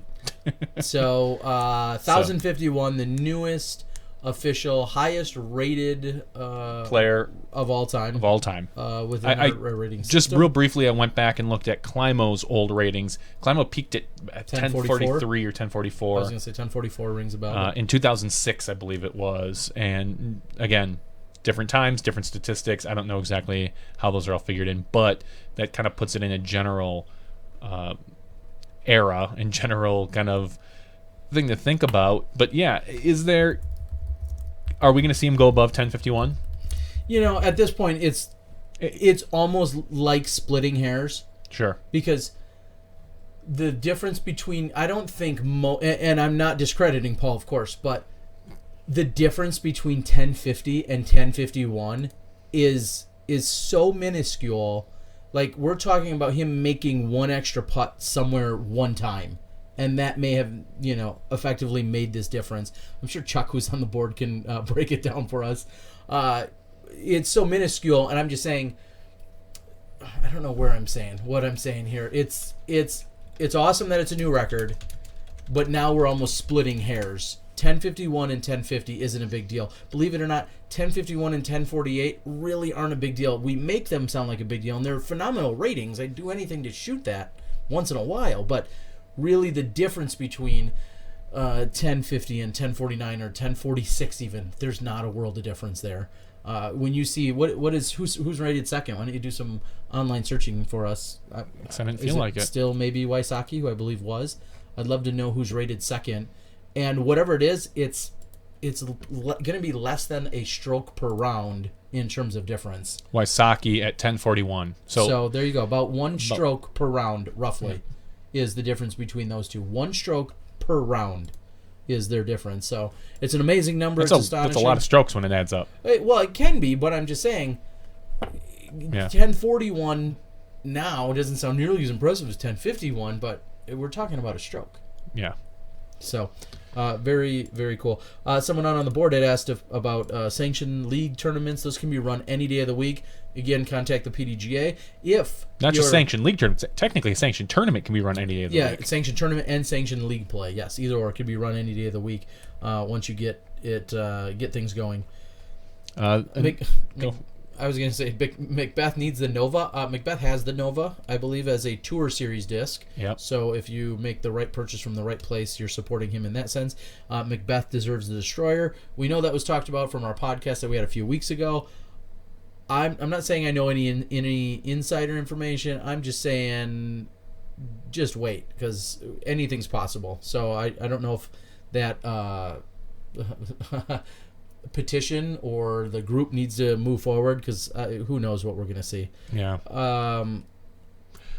Other things in social media, I think it was just today, there was a video of, you and I watched it right before our little podcast. Our little podcast thingy. Yeah. Drew Gibson eagling a 630-foot hole. Adequate, as I like to say. Yep. Threw up a big monster Anheuser. It looked like it was slightly downhill. Not too downhill, though. And he gave himself what looked like about a 40-foot putt, drained it. So if you like to watch really big throws and pretty good putts, that's a good place to do it. Yeah, you can find it out on Reddit. And I believe Central Coast was at the San Francisco Safari. Okay. Our friend Jamie Thomas from Spin was out there, part of it. Sean Jack, amazing individual from out in that area over at Golden Gate Park. Looks like it was a wildly successful event. I'm actually surprised Dana didn't talk about it too much, if at all. That was so many hours ago. But yeah, Drew winning it was pretty interesting. Or not interesting. Drew did not win it, but Drew's shot was awesome, and I think that was thanks to our friends over at Central Coast. Chuck actually says that Josh Anton is 1043, still current, but hasn't played this year. Okay. I don't think he will. Yeah. But is still rated 1043. So technically the second best rating in the world right now. And it helps because last year when he played, mastering those 8 and 10-foot putts, I think he won 6 out of 6 events. Yeah, or 7 out of 7 events. Yep. So pretty amazing play there by Anton to be rated 1043. Is Ricky Wysocki our best cameraman? That is funny, and that speaks a little bit if you watched any of the video blogs from this weekend. Ricky Wysocki was out on the course taking it all in. He wasn't playing, and he decided to come out and watch the Masters play. Mm-hmm. And when it was all said and done, I had to do a quick interview with Barry Schultz after one of the rounds, and Ricky was standing there. It was me, Kenny, and Barry, and I wasn't going to let Ricky do the interview, so I decided that I'd ask him to hold the camera. Paul McBest held the camera, so I don't think Ricky was the highest rated cameraman I've had, but so thank you to Ricky Wysocki. Just proves how awesome our sport is that Ricky Wysocki holds the camera for 3 minutes while I interview Barry Schultz. It speaks so much of our sport. Talking about Ledgestone stats and considerations, as you called it here. Oh yeah. Go ahead. You kind of put this in here? Yeah, I had a brief conversation with Nate Heinold last night from the Ledgestone Insurance Open, and he had some statistics, and honestly, I didn't even get a chance to dissect or take in all of the exact details, but I know he sent over some stats, and I don't even know where I put them now, so I'm going to have to find something else here to look at them. Do you have them somewhere? I have them pulled up right here. Well, one of the stats I know off the top of my head, because this is the one that jumped out for me. Yep. He said that in the A pool, which roughly consisted of 72 players, 72 of the best players after day one, or 72 lowest scores after day one is the best way to word that. Of the A pool, there were 0 birdies. Zero birdies on holes 6, 9, and 10. So 6 is the bridge hole. 6 is the bridge hole, which we saw Johnny McRae throw 4 drives onto, or throw 4 attempted drives, and then get up there and I think card a 9 or an 11, or I forget what it was during the round. And then the finals, I won't say he parked it, but he was pretty close. He put it into the onto the island green, And he was inside the circle. and then he missed from there. He missed the putt. But there were 0 birdies on the bridge hole. In the A pool. In the A pool. There were some in the B and C pools. There were 0 in the A pool. I thought that was an interesting statistic. And what that probably leads to is the idea that a lot of those A pool players were more than likely laying up to the drop zone Yep. and then throwing across. Obviously, there could be a few like Johnny that went for it, got all the way across, and then missed the putt and still took the 3. But I think a lot of them laid up on the drop zone and then went across. And hole 9 is the water tower hole. Hole 11 is the volleyball court hole. Or hole 10 is, yes. Or hole 10, sorry. So hole 9, the water tower, as people talked about. Now, Paige Pierce birdied 2'd that. She birdied that hole. Yes. She had to be playing a little bit more aggressively at the time. Paul Macbeth went for that, as it was his 3rd to last hole. Flipped his Second to disc last hole. over. And he didn't get on the green. But there were 0 birdies on hole number 9, which is the water tower hole. And then the hole following that, which was the sandbox hole or the volleyball court hole, there were 0 birdies on that hole. And that hole measured in at 283 downhill, roughly, maybe 260 downhill, towards the water edge, of course, with OB everywhere. 0 2s on those 3 holes. And now, do you think that is that good or is that bad, or is it not good or bad? I think it's not what was intended. And we all know Nate has gotten feedback and some criticism, and I know he's doing statistical analysis for all of these reasons. He thought people would still run that any one of those 3 holes. And I think what the statistics really probably proved to him is, all right, they were a little more punishing and a little too challenging, and they weren't worth the risk. Yeah. So none of those A pool players, and clearly some of them probably took the risk, but none of them succeeded. Yep. I'm sure there were people that went for those greens, but then didn't succeed. And if you're talking about the best 72 of the weekend that were attempting that, and 0 people were able to convert on birdies, that's where we know there's definitely some design considerations. I know Chuck had a conversation with Nate at some point about it, and I'm not going to probably even read and try and use any other logic than what I'm just speculating at. I'm sure Chuck has his own. But that's how I see it. Is those holes did not play. They certainly didn't play as Nate wanted. Yeah. Because you want to see birdies, pars, and bogeys. Yep. You want to see a mixture, but to have 0 birdies, I think just tells you they were either really conservative and a lot of them laid up, or they were aggressive and just simply didn't make it. Or some of them were conservative and still didn't make it. There's True. Obviously And some of that. I'll say this: I think the first hole, the bridge hole, personally, I like it just the way it is. I know no one got a birdie on it, but Okay. I don't necessarily. The next hole, not a fan of it. Going uphill towards the water tower. There's just not enough reward there to go for it. The volleyball hole, I don't like at all. Sure. Because there's almost no chance to go for it. With as skinny as that green is, from the distance you're throwing downhill with water behind, no one's ever going to go for that. And possibly headwind. Possibly headwind. I mean, not even accounting for the wind. No one's ever going to go for that in their right mind. Like, you would have to hit the sidewalk just right and slide onto the green the way it looked on camera. Sure. So I don't think that is a particularly well-designed hole. But, I think, like you said, Nate's going to take exactly what everyone says, bundle it up, fix it up, do something. Because the parcel of land, as somebody asked, the parcel of land is gorgeous. Yeah, I think the parcel's great. I think there's just obviously some design considerations that need to be taken.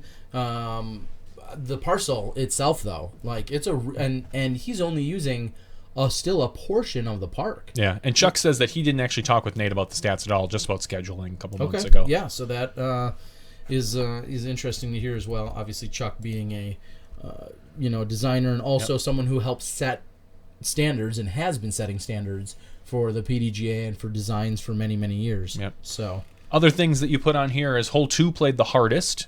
Okay. With a 6.43 scoring average. A pool played it slightly better at a 5.68, and hole 2, as you remember, was the Mando with was it a football goalpost? Yeah, there's a goalpost. You must navigate left, and then it was kind of an island tee shot to a island, approach or Yeah. island green technically, Mm-hmm. but it was stroke and distance, so you could throw literally 500 feet and go OB by 2 inches and then not move anywhere and just throw again. Throw again. So that kind of says something as well. He says that all of the par 4s played above a 4.0 scoring average. He said that was his goal, to make the very challenging par 4s and to reward par. So that was an interesting find or statistic out there. And then hole 6, as we discussed, was the most statistically crazy hole of the course. I think is that an official disc golf term, statistical crazy? Yeah. Yes. Okay. So the scoring average was 5.45. So. Yeah, and it's funny because you just said a moment ago that you like that hole. I do. Which is fine. I'm not saying you shouldn't, but that is very interesting. Just because, I mean, it could be. I think it could be adjusted. Maybe bring it in just a little bit, make it a little bit more appealing to go for the green. Sure. Whether that's take away stroke and distance or put a drop zone in, that might be better off. But I like the design of the hole. I like the way it looks. I don't mind. I know a lot of people complain about the throwing over the bridge, kind of seemed tacky. The only reason I didn't like it is just everybody laid up. It made the hole boring. Sure. But if you bring it in a little bit, if you give people an opportunity to go for it, that'll make that hole 10 times better, in my opinion. So. Okay. Oh, it was some interesting things to see. I know Nate is very interested in looking at the property, trying to see what he can do with his design of that property, but also interact with some of his course designers on some of the other pieces of property. Sure. Some of the other courses.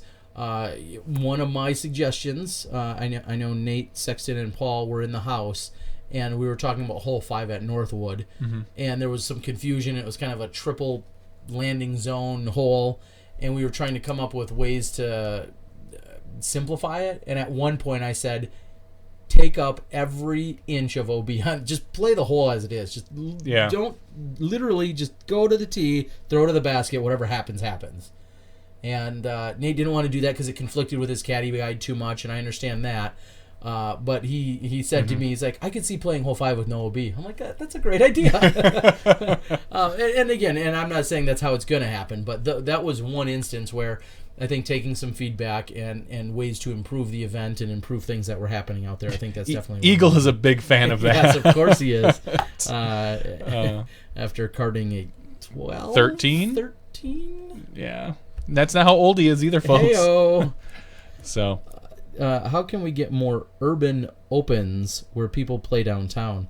That's a good question, Jim. I think you need a really... you need a really accommodating city, because not only is that dangerous for people, but buildings and cars and insurance and there's so many things that I think they're great, but there's so many things that can go wrong. Just wait for the apocalypse and everyone's gone, and then we'll just be here playing golf. I'll be the best golfer when you're the only when I'm the only one. That's about the only thing I'm going to get. So, all right, that kind of sums it up for Ledgestone. One of the things that we've kind of been asked to talk about, I'll say, is the U.S. Women's Disc Golf Championships. I was going to call them out no matter what. Oh, were you? Oh, yeah, let's get to it. Being held in mid to late September, and currently there are 3 open women signed up. What?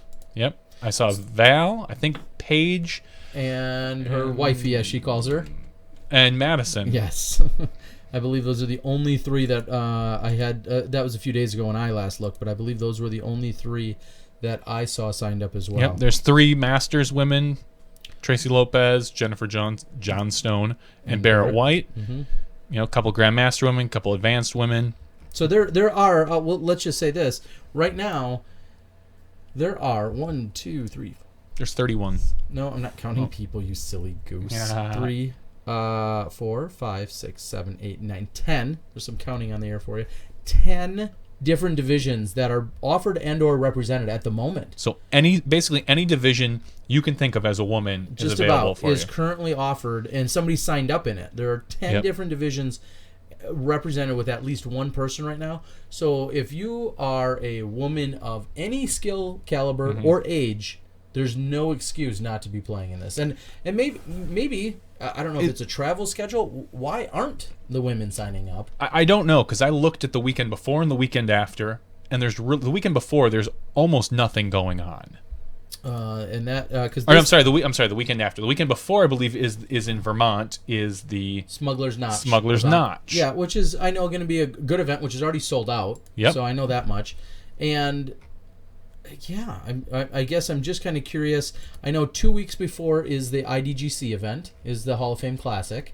I mean, I know we just talked about it with Kevin, but that's a lot of travel to go from Georgia, Vermont, to Ohio. I mean, it's all over there. Over there. Wherever my camera is over there. Like over I understand, but I mean, that's also I know, what that's what they do. I understand. So, and I'm looking at the open women at the IDGC here. Or I'm sorry, this is the Smugglers. There's 9 women. 9 women. Kat, Val, Sarah Hokum, Hannah Leatherman, Des Redding, Ann Lewis, Nicole, Alicia, and Wendy. Yeah. So Paige and Madison aren't on that list. They don't appear to be playing that. So I don't know. Val seems to be, she's going to do Connecticut Vermont, and then swing over to Ohio. Yeah, so be at all 3.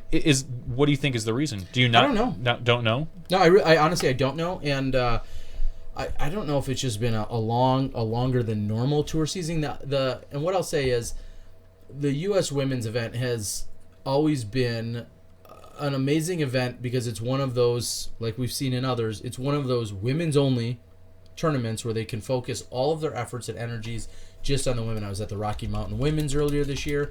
I've seen this U.S. women's event when it took place in Peoria for a number of years. I know it went down to Huntsville, and this event's been traveling around. I believe it was in the Quad Cities. Mm-hmm. It's in a relatively central location. Yep.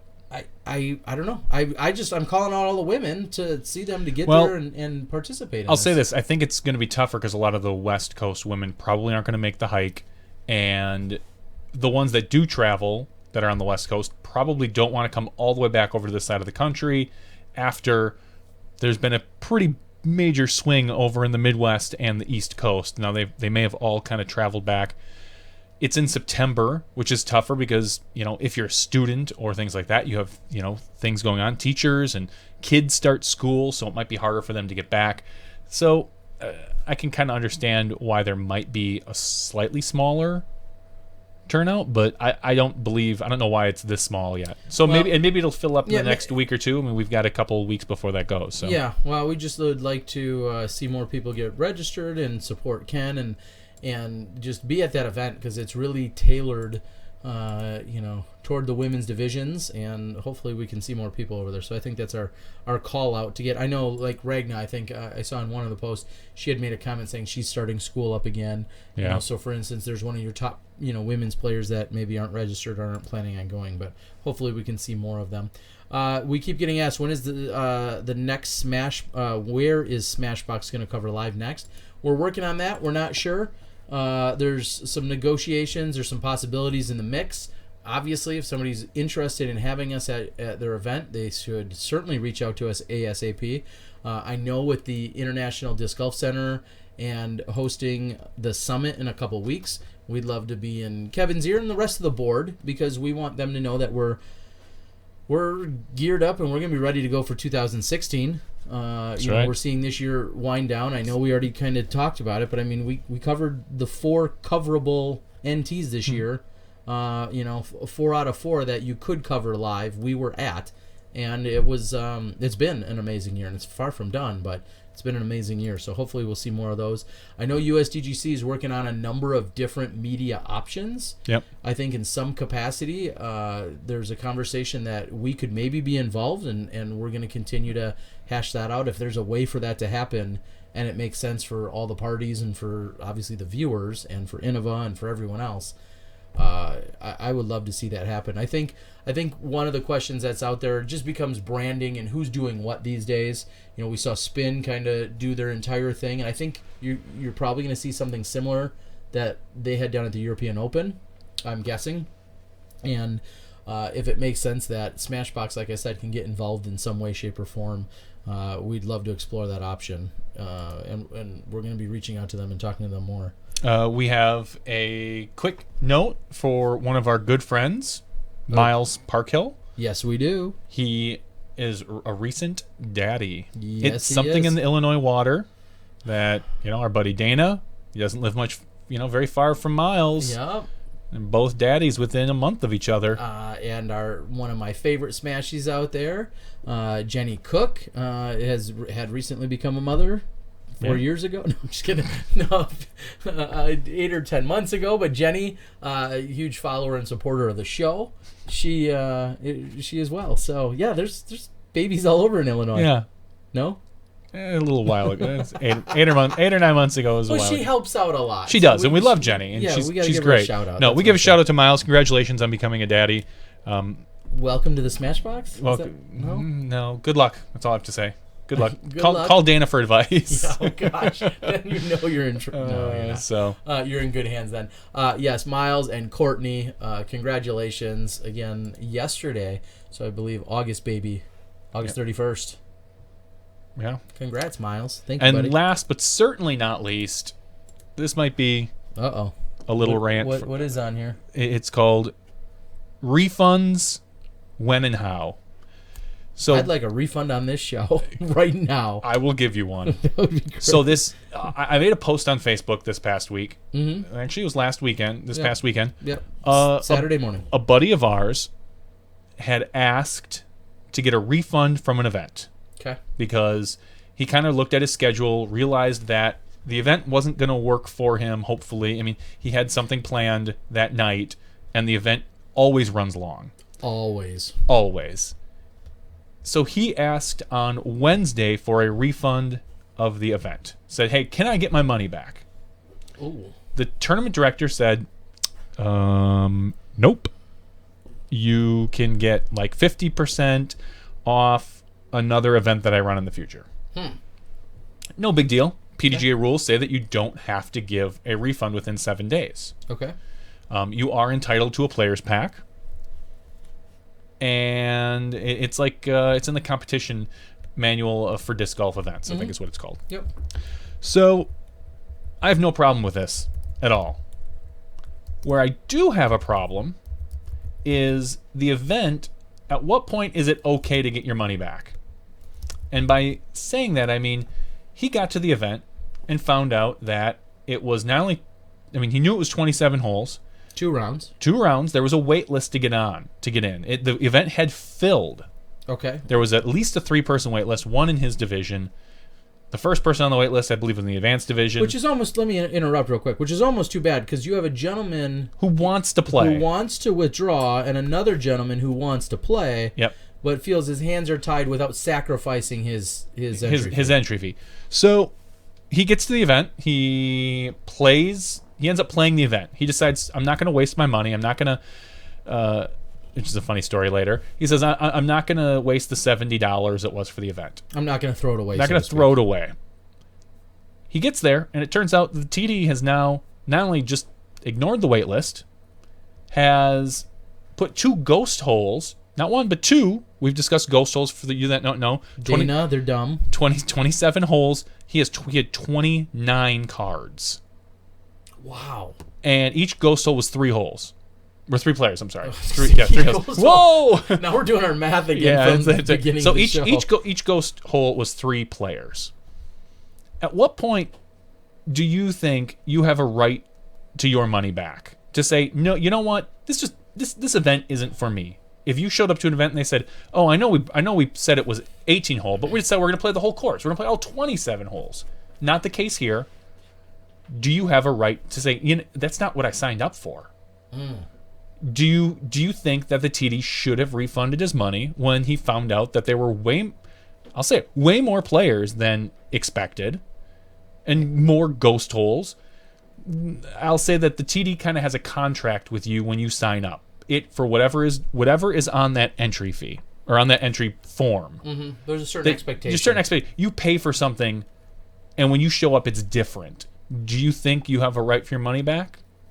I know you are a TD. I've really only truly TD'd one event. That was the one for you a couple days ago. I've helped you out quite a bit in the past, and you are the type of person that, for almost any reason, will give a refund up to about the 2-minute warning. Yeah, that's unofficially my rule. Yeah. For the most part. And because as long as you contact me by the time the 2-minute warning, and it creates hassles and there's downsides to it, but if you call me, if the 2-minute warning's at 7:58 and you call me at 7:38, we'll just use 20 minutes as a buffer. You call me at 7:38, and whether you lie to me or not, you tell me you overslept or your car didn't start or you're sick or you're at the hospital or your grandma died, you tell me that, I will refund your entry fee.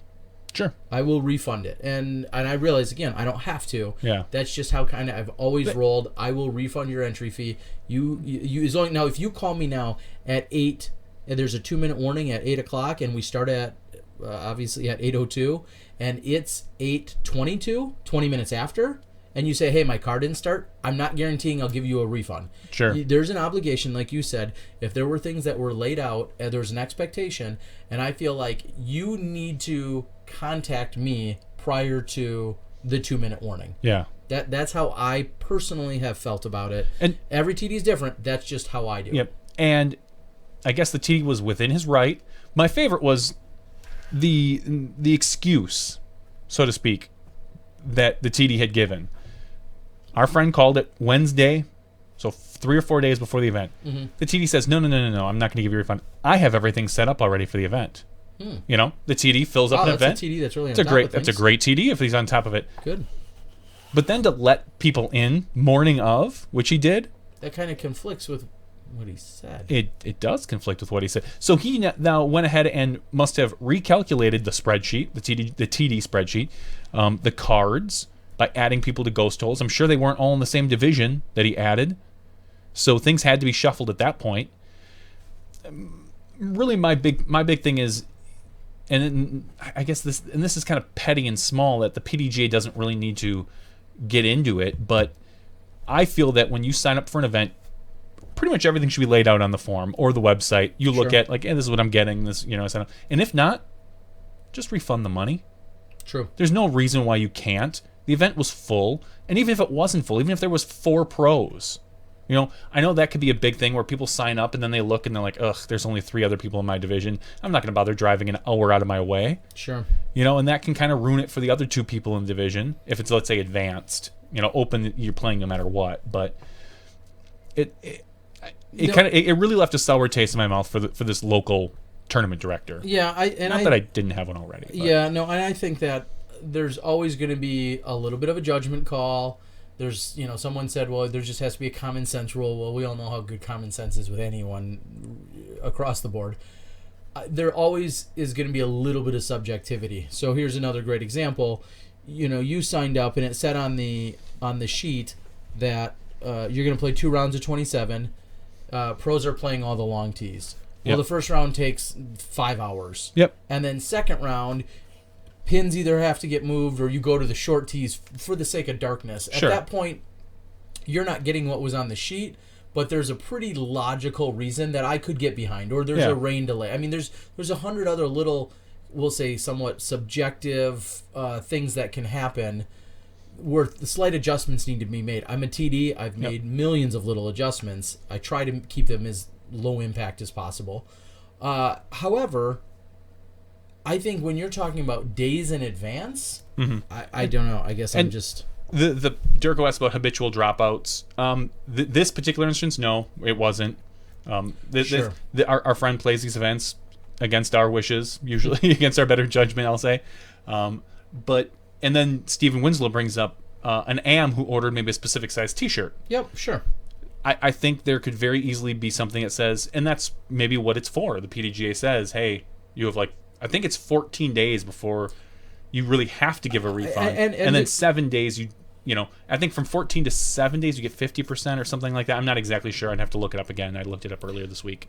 But I understand. Maybe at that point you say, all right, the cost of the T-shirt and the players pack was X amount. I'm going to take that out of your entry fee. If you want the rest back, it's fine. Well, and I'll go a step further and say, I don't know all of his details, but I know Nate Heinold at a certain point had cut off doing refunds as well. Nate Heinold's dealing with at the time, an 800-person field. He's Yep. dealing with multiple courses. He does have a waiting list that are people trying to get into. I believe there was a personalized mini that was being ordered and then handed out, and he had shirt sizes and all these different things. Again, I can understand certain cutoffs for certain size events and things of that nature, or sometimes you got to say, you know what, I really can't make it. Yeah, I guess give me my player pack and I'm just going to cut my losses. Sure. And our friend could have done just that, but he felt it a little bit too much, I guess, a little too punitive to say, no, I'm not giving you your money back, and it's 3 days out. Yeah, because this particular, I get certain instances where, like I said, the player's pack is customized.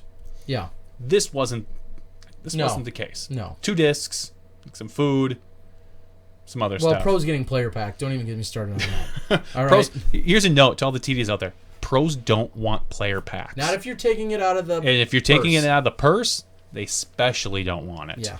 They don't want it. But Yeah, they would rather have that extra $200 to $300 in the field as opposed to you handing all of them the newest plastic that they maybe don't throw. Yeah. But So again, don't even get me started on pro player packs that are taken out of the purse or accounted for in added cash. So 'Cause that's just shenanigans. yeah, I just thought it was an interesting thing that happened this weekend because a couple other people stood up and said, I asked for a refund a week prior and he said no. Or I asked for a friend of ours, Chris Herron, rolled his ankle the week before, went and the TD was like, nope, I don't do them. Yeah. And the funny thing is Chris ended up Winning the tournament. winning the tournament. His ankle was fine to play. He wasn't sure if it was when he tried to withdraw, but the week kind of he was better and he ended up winning the event. So, and to put a cherry on top, our friend played the first round. Realized how long things Realized really how long, went. yeah, that he wasn't going to get done until about 7:00 at night, and ended up just withdrawing at half, even though he was only 4 strokes out of the lead. He was tied for 6th place out of 32 or 33 players, and just said, nope, it's rainy, it's wet, and you know what, I'd rather not. I'd rather go do this other thing I have, and just left. Never came back from lunch. I think he called and let him know, but which is always a good thing. If you are going to withdraw, try to let the TD know.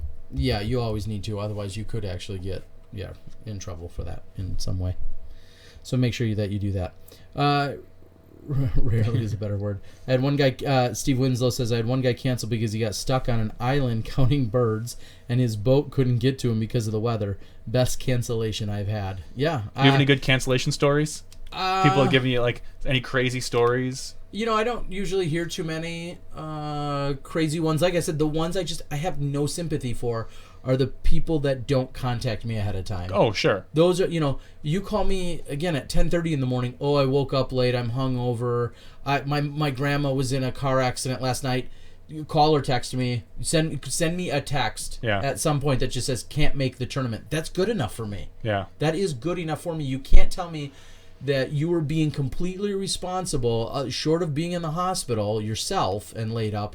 You can't tell me that you couldn't take 2 seconds to send me a text and let me know. Yeah, because I'll say this, there probably are instances. Of course there are. That would be super rare that I'm sure you would still have sympathy on. Of course. I get it, something happened to your family and it was the last thing on your mind or whatever. But for the most part, you're right. It doesn't take too much effort. If I've put forth a few months worth of effort to put this event on and reserved parks and ordered thousands of dollars worth of merchandise, you can make a phone call. And it's not like they can't find your phone number. People were surprised at our last broadcast when you gave it out live on the air. 4-1. No, I'm just kidding. But it's out there. People can find it Exactly. wherever they want. And that's large in part because I've been running tournaments since 1998. Yeah. And before the days of the internet, really, but even I've put my phone number on literally hundreds of tournament director, websites and of different position in different places. Sure. So you Google my name and phone number, or Google my name plus my phone number, and or requesting my phone number, I'm sure you'll find it. So that's my rant for the. Yeah, and again, let's avoid some TDs. Let's just stress. Vote with your dollars. Yes, that if you don't like something, you definitely should first let them know that in a polite, just like we talked about Ledgestone, let them know in a polite and professional manner. Yep. And then if it breaks any legitimate rules, you should certainly contact the PDGA. Mm-hmm. Let them know of your feedback. And then most importantly, don't go back. Yeah.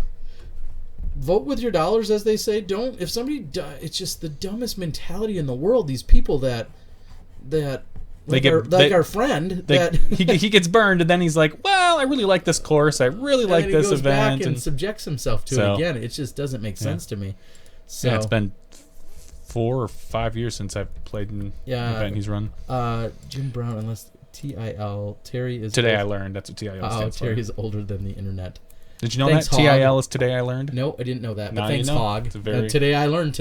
How? There you go. TIL. Yeah. Wow. So, Thanks, Hog. all right, we're going to quickly go. I didn't even spring one on you. Do you have a weekly pick? I have one this week. You go for it. Maybe I'll think of one. I've just started watching a cartoon called Rick and Morty. Mm-hmm. It is by... Ren and Stimpy. No. No. Okay. Dan Harmon, who did Community. Yep. Okay. And it is about a crazy grandpa and his grandson, and the grandpa is a genius and created some sort of time dimensional. It's kind of like Doctor Who in a way. They go to all these different weird dimensions. It's a very funny cartoon, and I've been watching. It's on Adult Swim. I think it's on the Cartoon Network. Maybe I've watched them online when I can. I've only about 5 episodes in to season 1. That's a pretty awesome picture, by the way, whatever you're looking at. The Nintendo NES guitar body. So if you enjoy kind of, I won't say dirty humor, but just more of a little bit more adult humor, Rick and Morty is kind of the way to go. It's funny. Some people don't enjoy cartoons at all. Some people do. I was just going to ask. So here's the I don't- real litmus test. I don't watch a lot of cartoons, but Here's the question. Would I enjoy it? I don't know. That's tough. What's the last cartoon you enjoyed? Wow, that's even tougher. Yeah, I don't know. Yeah. Not movie. I'll say like TV series. Because everyone knows you're a huge Frozen fan. Yeah. That you've got the whole Elsa getup that I've seen you wear. Yes. It's weird, but not really. I think I wear it well. It'd be weird. What would be weird is if I tried to pull off the Elsa number and I didn't do it successfully. That's that true. would just be weird. Very true. But the fact that I nail it the way I do, it's amazing. it really is. So, But no, you're right. I can't think of a cartoon. This is maybe after show stuff, but this is kind of funny that Turbo Putt says his friend Lee Beer, who I've never looked at the thing, is the head animator for that show. Wow. That's very interesting. I know Dan Harmon is a Milwaukee, originates here from Milwaukee. He grew up here in the Milwaukee area, and he did Community. Now he's doing Rick and Morty. I think he's got 1 or 2 other little things going on. I'm a big fan of Community, and I enjoy Rick and Morty. So, okay, well, good. And I do have a pick. I thought of one. Yep.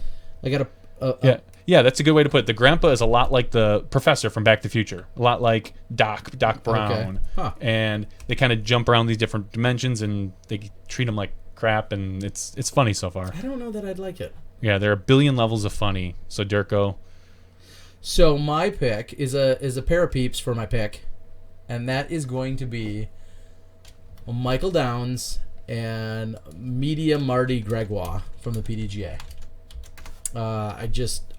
I see what they do.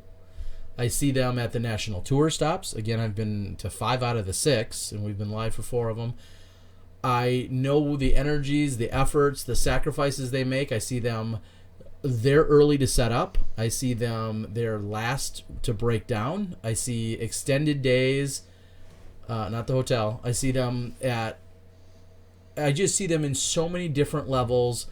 And then what so much of, especially what Michael does, almost is, he's like an unsung hero. He does so many things that people don't know or realize they just happen. And that's because of the efforts and the energies that Michael puts forth. And then Marty does so many amazing things. His are a little more visible because he's writing articles for the PDGA website. He's organizing the live scoring. So when you're seeing 6 or 8 or 10 different groups of scores come in from the U.S. Masters this last weekend, he's not necessarily physically entering them all in from card to card, although he might be. he's coordinating with all the different people and the caddies and the players to get those cards updated online. I just a sincere thanks and gratitude to you guys. I think you're both awesome, and I know how hard you work. I know your travels, your schedule, and I appreciate you guys reaching out to me and working with me this weekend. And I just look forward to working with you guys anytime we're at any event at all, because they lack of a better term, they just bust their ass. They really do. They do a lot of work and they do it very well, and they're underpaid. And says they're McCoy. underpaid, as according to McCoy, and I would certainly second that. Even though I don't know their salaries, I bet you they are underpaid though, because they work really hard. So, Media Marty, Gregoire, and Michael Downs from the PDGA. Those are my pair peeps picks of the week. Wow. Yeah, that's pretty good. Some great alliteration. That's what I'm working on. All right, ladies and gentlemen, we're going to cut loose here from our regular show. We're going to have probably a slight or a brief after show. So this was episode 51, featuring the likes of Dynamite Vicich, giving us all our weekend updates and scores from around the country. Also, a huge thanks and congratulations to the ever so talented and old school player in Kevin McCoy, who's doing great things with both the PDGA as well as running tournaments and just being a huge influence in course design over in Georgia, along with his amazing and supportive wife, Courtney. So for Johnny V and myself, Terry Miller, the Disc Golf Guy, episode 51. We'll see you next week for 52 when you step inside the Smash Box.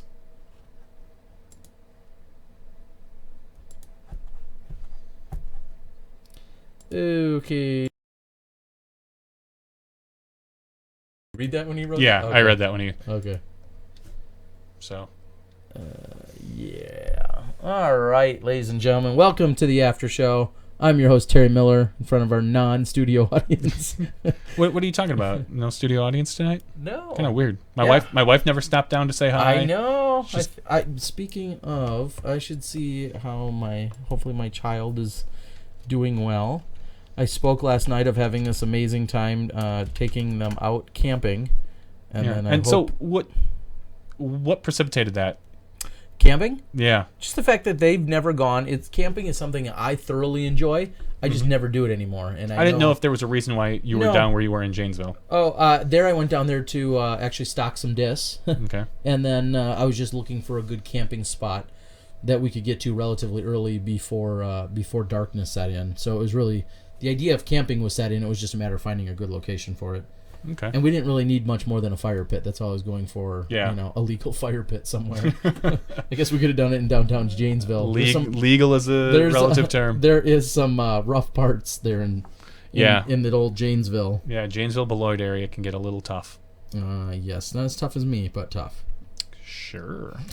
So yeah, it was really good. And then, like I said, got unfortunately a really, really bad reaction to some mosquito bites. Aim for the Chains of Minnesota Disc Golf says, I don't like how the new format doesn't have an invite or show reminder. Pretty lame, actually. He said that 2 hours ago. Aim for the Chains, I just want to let you know, every Tuesday at 9 o'clock, we'll be here. We need to get his email and then set up a Google alert / email that specifically sends him one. I think we should do that. Yeah. I think it'd be a nice feature. Well, Or you could just know 9 o'clock on Tuesday. every Set up a single Google Tuesday. Calendar reminder. And 9 o'clock, just so you know, comes right after 8 o'clock, which comes right after 7 o'clock. And that's every Tuesday, which happened before Wednesdays and after Mondays. And I'm going to look into it because, from what I understand, this is a newer format for YouTube. And I know they're probably still working out some kinks, but I believe I found some sort of reminder. If you go to, I know this sounds crazy. Reminders. No, gaming.youtube.com/smashboxtv. Because this whole point of this new YouTube format is so that they can get into live streaming gaming. So there might be, if you go to gaming. Should we start gaming? Sure, I'll open up some Hearthstone right now. We'll play some. Let's do it. Just Johnny streaming Hearthstone. And yeah, so I need to look into it to find out, because when it was an event, it maybe warned you. But the first week, someone had said that they were alerted the first week I used it. So I need to find out. It doesn't seem like anybody has been since then. No, I think people are getting mad. I agree with that. Well, again, there's no. I like this because it's the same place every week. I Like- agree. I like, you understand know- the benefit. Like but you know what website it's gonna be. You don't have to think about like, Is there a if you're on link your out there? yeah, is there a link out there if you're on your smart TV, if you're on your Roku, you could do a bookmark. yeah, you can do a bookmark, and it just Maybe there's there. scheduled bookmarks. I don't know. That'd be a clever idea.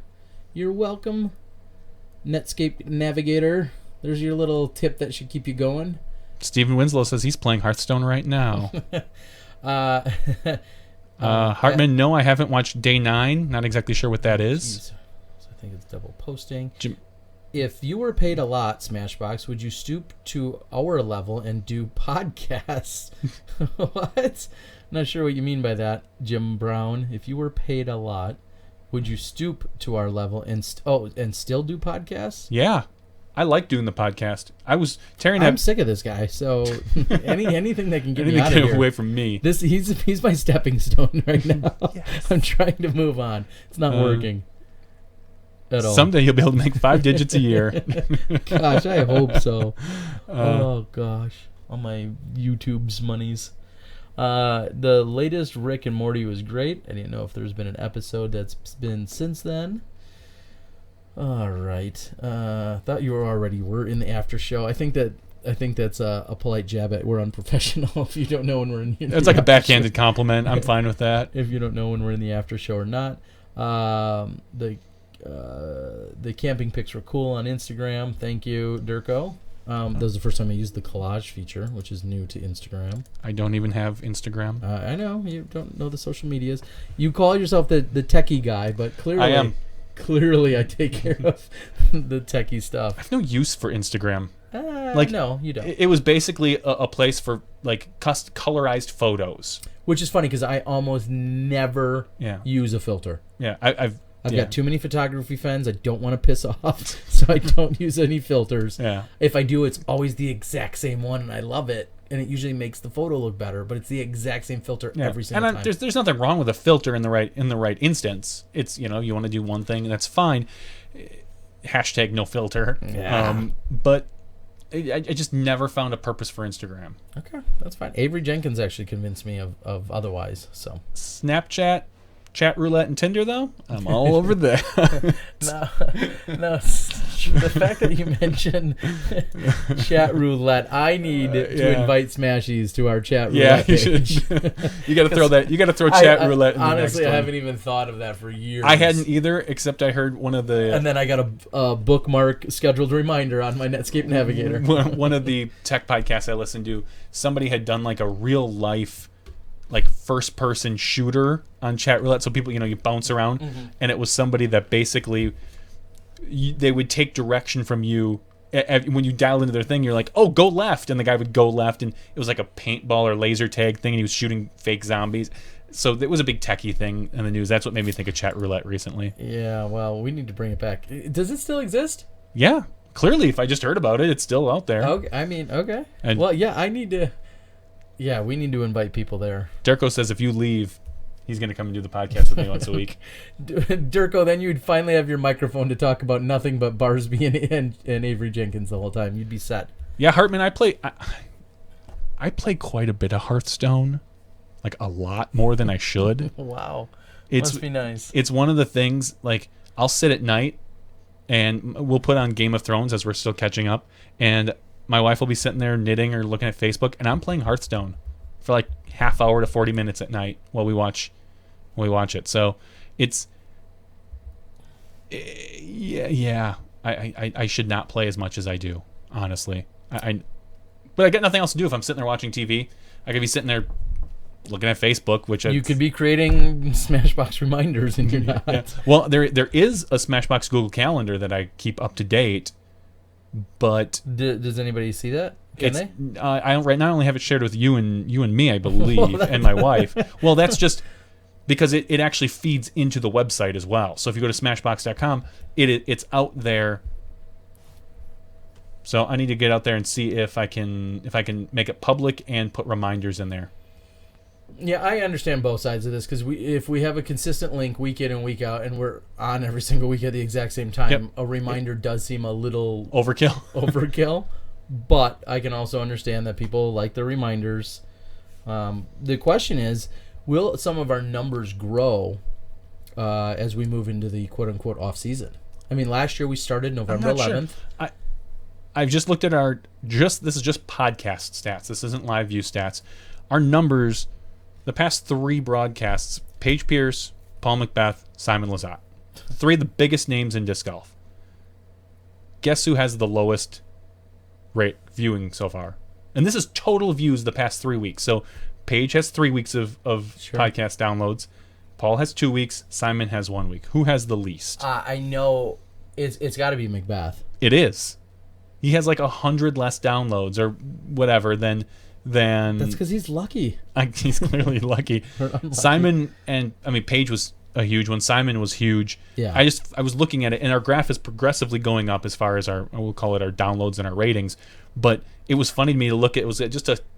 It went up, but it was less. It was just a little blip, and I thought it was kind of funny that Macbeth has less. So there you go, Simon. There's something. I know you're a listener. There's something you're beating Paul at as well. There you go. Smashbox downloads. Correct me if I'm not on top of this, but Jim says, the Hog says, we need a Smashbox RSS feed. Don't we have one? Don't we have one of those? There is an RSS feed, I think, for the podcast. Yeah. Jim, I don't know what you're talking about there, because there's an RSS feed for the podcast, which is how the podcast gets out there. So, yeah, I think there is one, Jim. Derek, I didn't give out exact numbers, and I don't plan on it, but I'll say Macbeth was like 100 less downloads than Simon, so I thought it was kind of funny. So and Paul had 2 weeks of podcast downloads. Simon only had 1.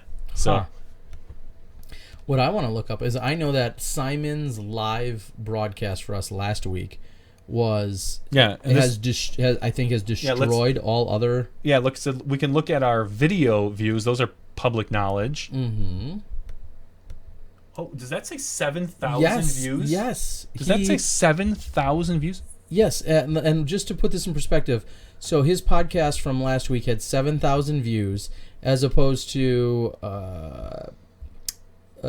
Paul Macbeth's has 2,600 views. I'm itching my nose, not picking it.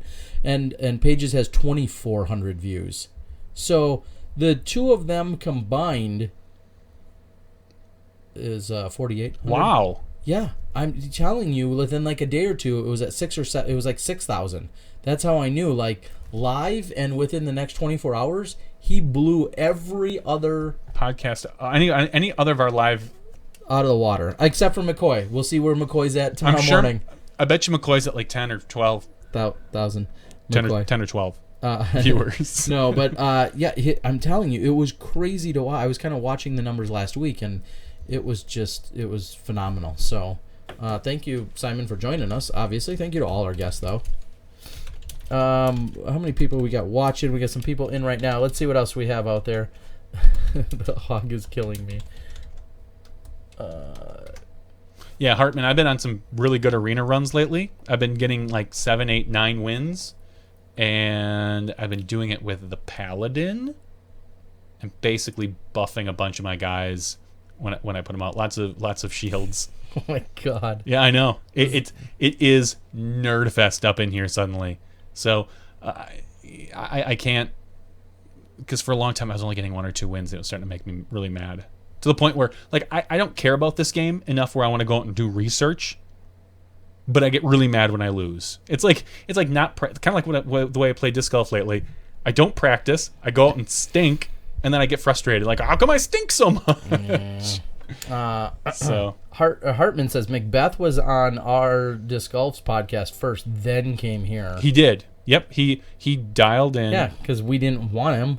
Yeah, we had Paige Pierce. Yeah, so there's that. Now Paul did phone in to their podcast. Oh, that's cute. They do phone calls? They do phone calls. That's cute. Are you trying to start a rivalry? I kind of am. That's kind of fun. We like all those guys, but yeah. I say we start some mad smack talk. Yeah. No, yeah, he did dial in. They had him first after his 4-time. Yeah, well, good. And obviously one of the limitations, and this goes to Barry Schultz even tonight, who is a very logical guest to have on here. We loved Kevin too, and Barry was a very logical guest, except for Barry's not, like I said, a Skype, internet, kind of guy. And we could have probably done like a phone call, and we just didn't feel like that's not kind of the style that we've tried to maintain here, and the standards we try to uphold. We have standards, Johnny. And we try to uphold them. So I have no standards. And I've said it before. Kevin was clearly a guest that we were going to have on. It was just a matter of time, and the timing was, just perfect. So, gotta take a trip to Value Town. Wow. I have Ragna do the podcast. She could set a new record for viewers. I don't think that's true. I'd love to have Ragna on at some point. I think we will, but Ragna's just not as prevalent play-wise as she's been for the last couple of years. I think she's stepped back. Yeah, she gotten married. School. Yep. And so she's a no-brainer to have on. We have plenty of guests that we need to, as I like to say, catch up with. We have plenty of them. It's just a matter of enough days in the week and podcasts in the year to make them all happen. Kevin McCoy was a great guest, says Jerko. I enjoy. He's not the big name that a lot of people look for, but Kevin is an important name in disc golf. Exactly. So, how can you practice mental game? Read some books. Paul Macbeth will tell you that. I'll tell you that. Lots of people will tell you go out and Golf is Not a Game of Perfect by Roy or Ray. That's 20 some years old now, but you go out and read some books, whether it's books about concentration or mental focus. There's plenty of different books out there. Those honestly are the best things that you can do, I think, is read some of those books. Maybe it's listening to some inspirational podcast But for the right price, I can record something and put it. You can put it in your ears. You're gonna make this putt. You're gonna make this putt. You are the best. You are gonna make this putt. Oh, Noonan goes wild. Yeah, we could yell things. It would be cute. Way to improve your game would be. One of the things I've noticed lately is people, it seems more than ever, are complaining about distractions in their game. Just practice with distractions. I mean, go out with, go practice putt, put music on or anything, or find some sort of random distraction noise where just every once in a while is going to scream at you when you're putting. Mm-hmm. Have your kid run around you when you putt.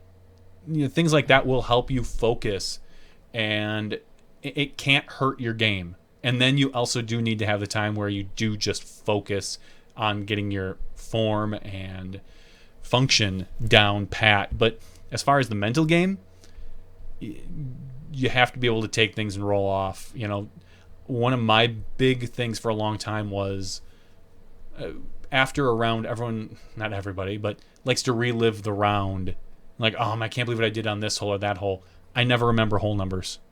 No, you don't. It's so annoying. I have to describe the hole. Like, it's the one after the Heiser hole, through the woods with the tree and the car. Because I don't care about hole numbers. I tend to forget things right after they happen until after the round when I go through in my head and think about my round.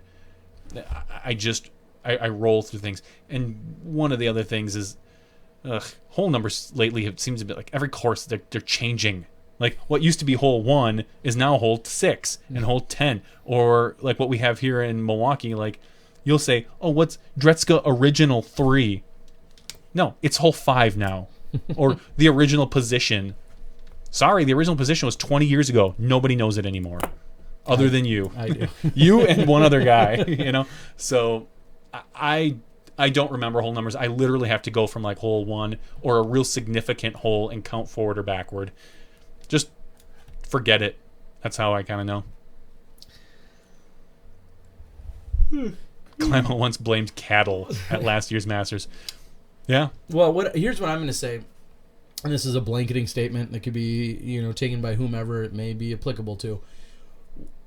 As we are moving forward in this world of technology and in the world of video coverage, there needs to be a little bit of special consideration, and I know the last thing a player wants to do is wait the extra 1 second or 2 seconds or 5 seconds for someone to get into position, but that is where this game is moving to, and it's kind of the ultimate catch-22, because if we want this game to get bigger, we need things like more media coverage, and we need more people out there filming and doing their jobs. Hopefully they're doing their jobs well, but they're out there doing that, and that's how that's going to happen, is with more media and more exposure.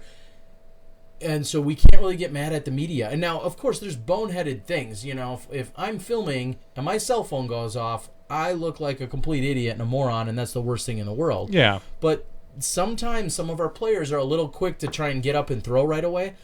Of course, I'm trying to hustle. I know a lot of other film guys are trying to get into position and do what they need to do. But there needs to be slight considerations for media guys to be able to do what they need to do as well. I'm not saying get to the tee and I expect you to sit down and have a sandwich and wait for me to walk over there because I'm out, doing things. I don't think people are complaining about that. No, they are. Not in this particular not instance. in this instant. I'm saying that's why I said this is a blanketing statement, and I'm seeing it more and more because some of our competitors are getting frustrated at the cameras, and I'm not saying that they shouldn't be getting frustrated at them with certain scenarios, but sometimes. If there's 5 camera guys following you, as long as those 5 camera guys are getting there relatively quickly and setting up within a few seconds of when you're getting ready to throw, you may need just to take those few extra breaths. Sure. And I feel like there's a few times, and this is all year, I'll span this over this entire year, there's been a few times I'm hustling, I'm trying to get there, I'm ready to go, and then a player may need to stop and kind of pause, and they're definitely frustrated because they want to get up and throw their shot because one of the other lackey camera guys isn't like quite there yet, and they're still kind of moving. As long as I don't think you're being incredibly pokey, and fair or not, I always liken it to there's TV timeouts in go to a football game, watch how many TV timeouts there are. Yeah. They make timeouts in professional sports just for sports and media. For those reasons is why they have some of their halts in play, and they stop the clock and they stop the action. So to give us media folk an extra 3 seconds is not crazy. Sure. Because we're not trying to distract anyone. But then a distraction happens, and then you're mad at the media, and I've just seen it all too many times, and it's getting, I don't know. There needs to be a little give and take. That's what I need to say. A little give and take there. Okay. Now, you're ready to tee off, and again, I'm back in the porta potty. I don't expect you to hold up play. If you're ready to go, you're ready to go. But give someone an extra 2 seconds because they, had to zip up their umbrella and toss it to their buddy, and you need an extra 2 seconds to be there ready to record. You're going to have to learn to play with that. Yeah, and right? Correct. Are you not? No, you're right. No, and I'm just saying that as their sport gets bigger, there's going to be more distractions, not just media-wise, but everybody.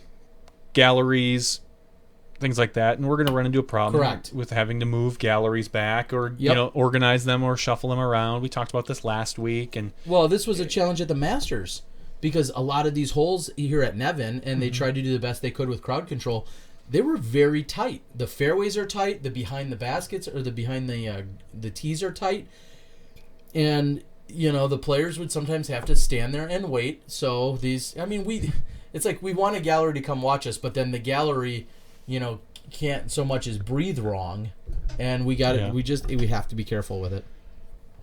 Jim Brown just says 3-putt, move on, and try again. Been there. This weekend I'll probably be there. Yeah. Playing up in Northwoods, not Northwood. Northwoods. Yeah, I'm not going to that one. Lac de Flambeau. I'll do my best to get rid of the trolls, Hartman says. Selfish question. Want to do an AMA on r/r/disc golf? Reddit. No, I'm kidding.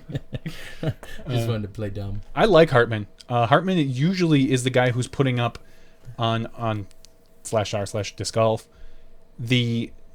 Whenever there's a big event, he'll pin a particular thread to the top, and then he fills it in like with all the media coverage. He's done it for a lot. I don't know if he did the last one, Ledgestone. Maybe it was somebody else, but did he do the Masters? I don't know. Hartman? Nobody cared about the Masters. That's not nice to say. I cared. You're not a nobody. Oh, thanks. And no, I just feel like the Masters here didn't have as much hype behind it in the past as it has in the past. I don't know. You would know more. I mean, you're the one that put up the videos, and you can see. You can look at the views to see how many people tuned in and whatnot. But no, he puts the thread up there, so he'll say like day 1 media coverage, day 2 or whatever, and then whoever's doing media coverage, and he starts the thread a lot of times. So good for him. Thank he you. is an unsung hero on Reddit /r/discgolf. Thank you very much, Hartman. Some interesting stuff. My YouTube seems to be getting like a crazy amount of views, and I'm not. That's good. No, but I mean, it seems like I got 100,000 views in like the last 4 or 5 days, and I'm just not. Somehow I don't feel like it's counting things right. Because I didn't put up anything crazy and blah blah blah. Like, literally, according to this counter, maybe this counter just doesn't keep up in the right way. Yeah, maybe it goes up in But chunks. I just crested like 2 million views a week or two ago, and now it's saying I got 113,000 additional views since then.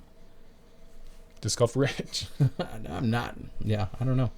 So the footage is out there for the Final 9 for the Masters event.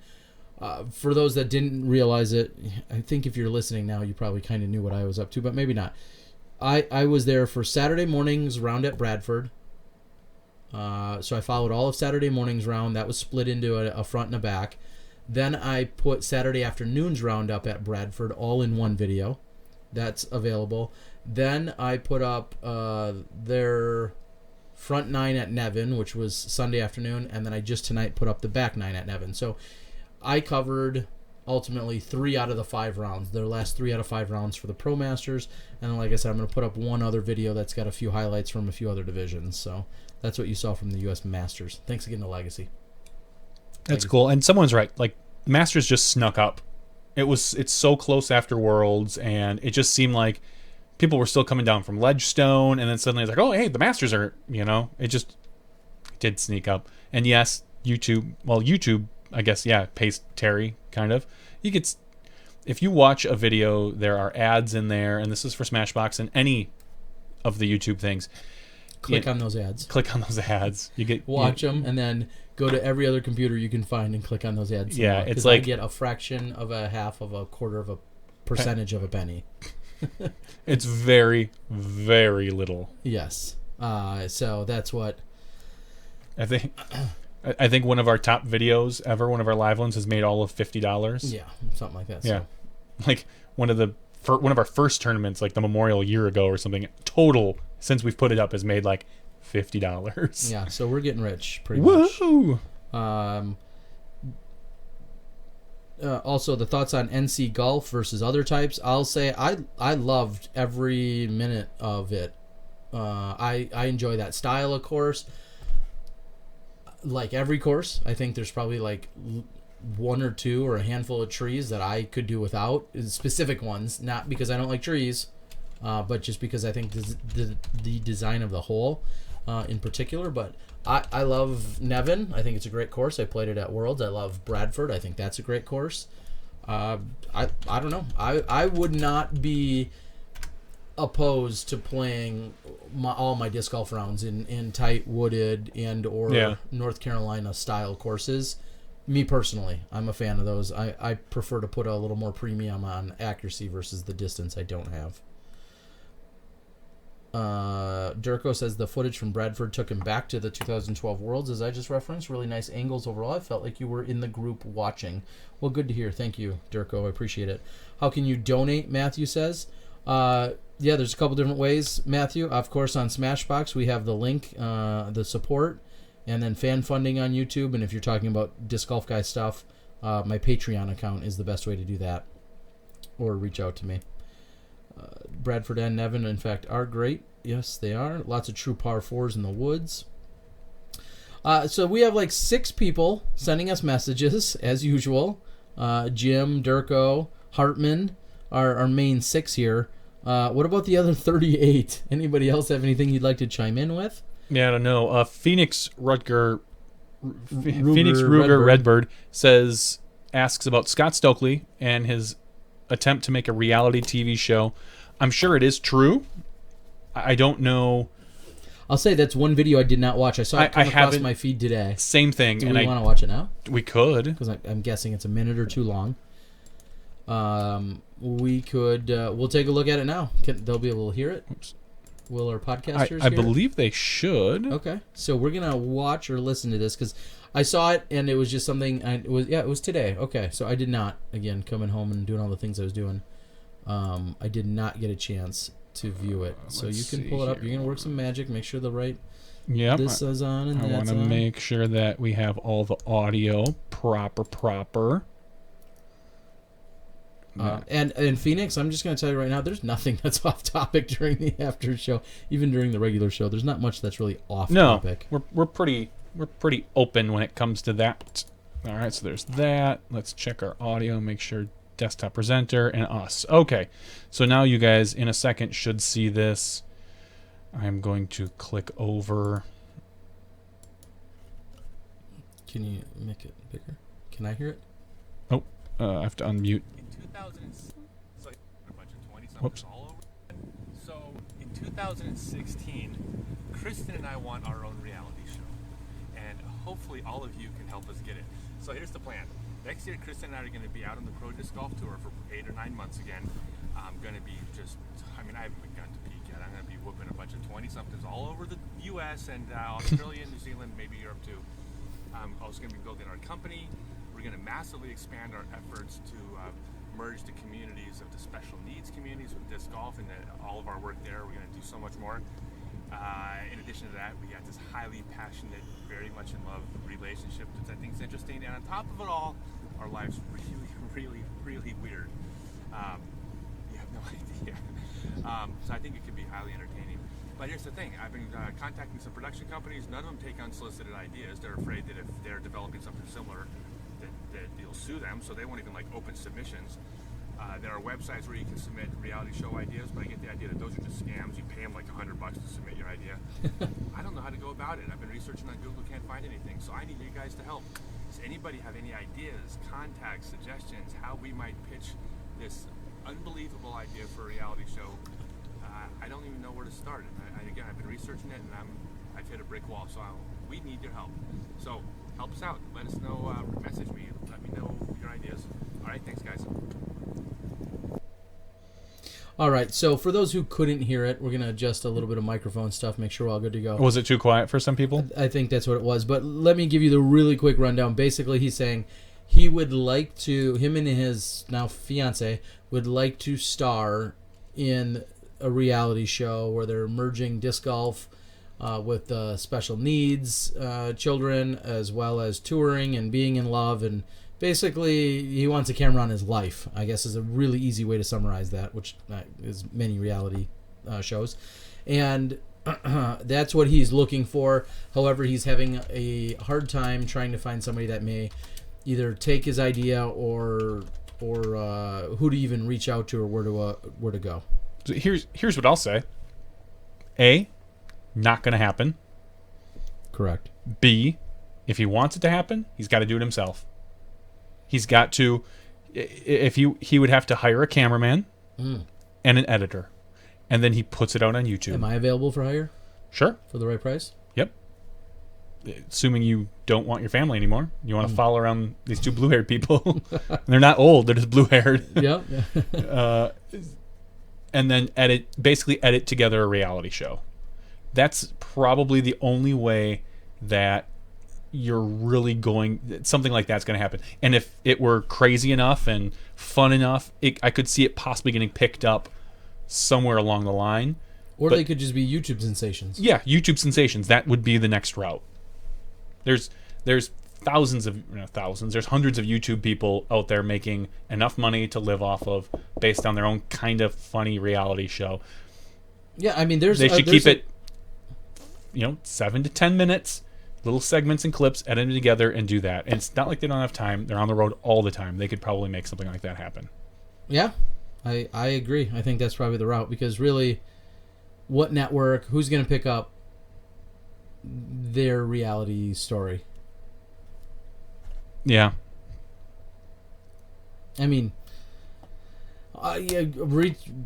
God bless him for trying, and there might be a storyline there. There might be an idea there. I think you're exactly right, though, that this is going to have to be kind of on his own. Yeah. Because I don't see that. I don't see that being intriguing enough.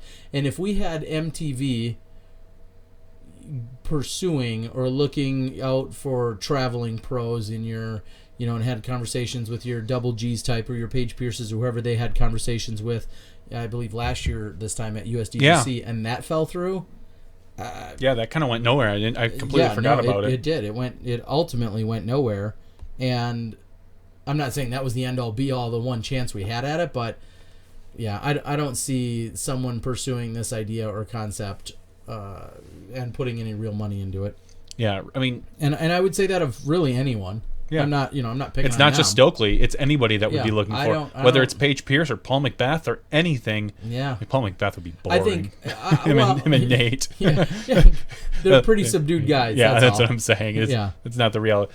Of all the people, Stokely's probably one of the more interesting and kind of chaotic life and whatnot. So he might be the best subject. It's just whether our subject is really worthwhile. Or as we say, we're not that cool. We're not that cool.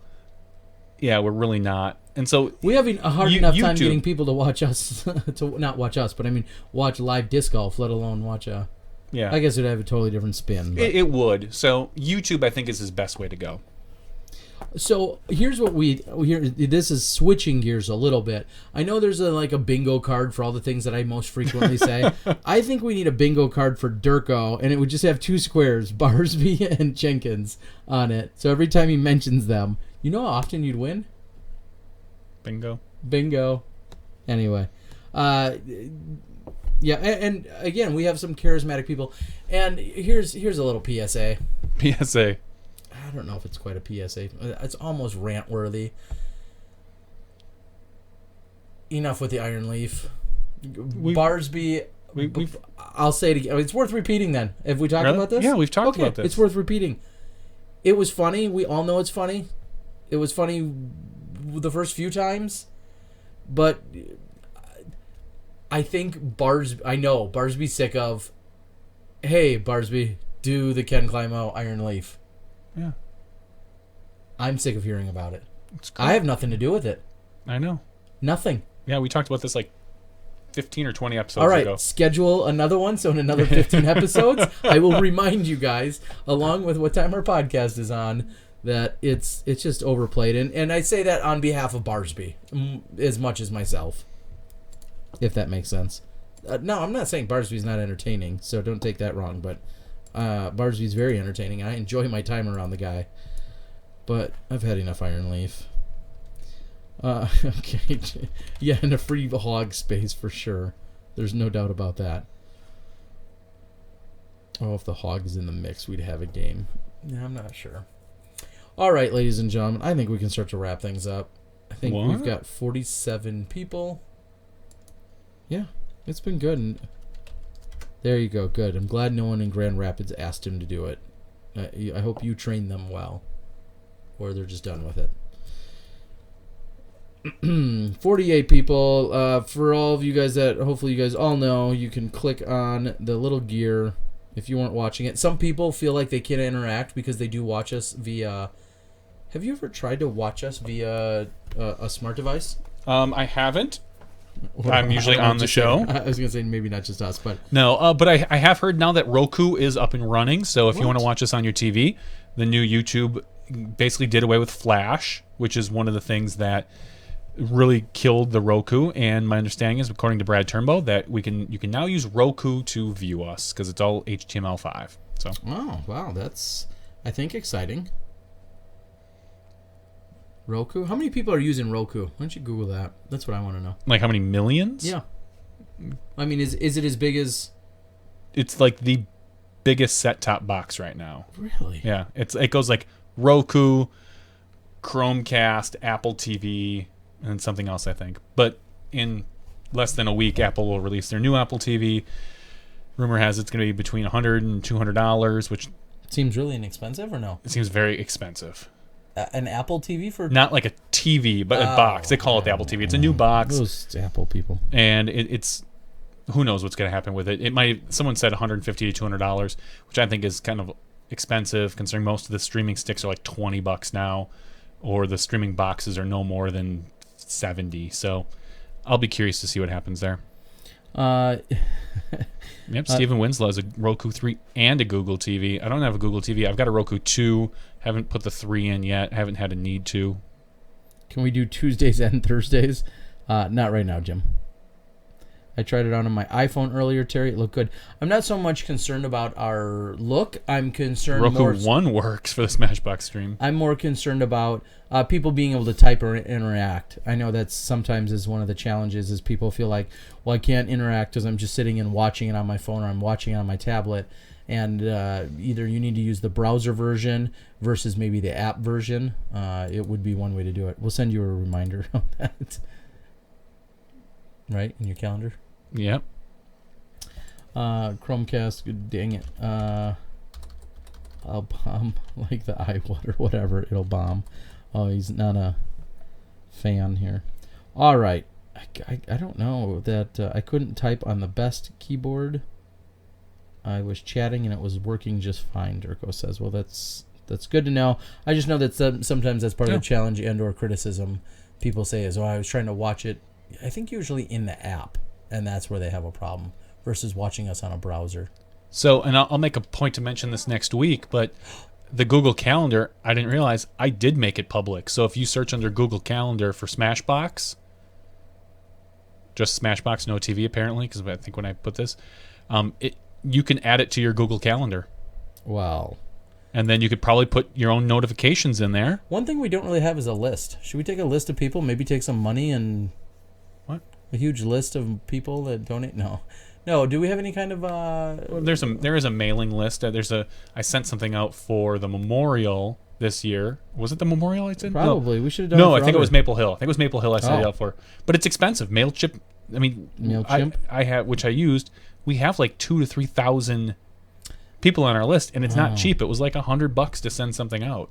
So if we want to send something out, we better have good information. Stuff to send. Should we charge people to watch us? Like podcast wise, or like broadcast wise? Broadcast wise. There's a debate on that, and I don't know what the right answer is. Would you guys pay to watch us? I guess that's the real question. Country says we haven't tried watching on the MS Edge with Windows 10 yet, but I bet it'd be okay. We need RSS feed without podcast reminder. We need a newsletter.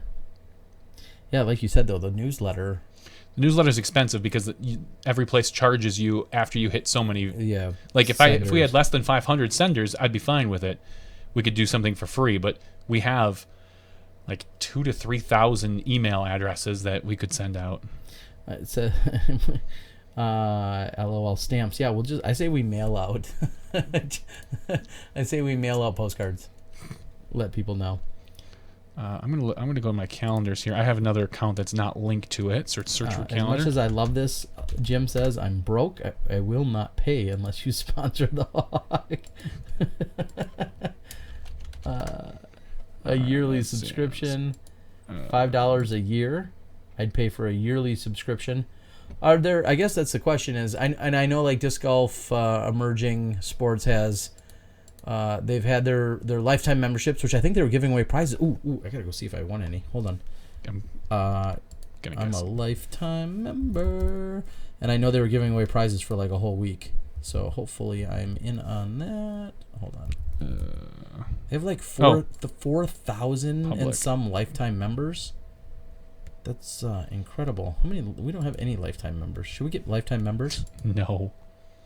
Oh. Our pal Dutch Batman is offering lessons in Owensboro, Kentucky. He's off for the next few weeks, so you should certainly reach out to Dutch and get some lessons. That guy just won a tournament. Duh. That's kind of weird. Yeah, I can't find either when I do a search for it under my other Google account that doesn't have it, but it's out there and it's public. What are you doing? I don't know. Share this calendar. It's out there. It's right here. I mean, I can go to calendar details. Here's the calendar address, the iCal, the HTML, the private address.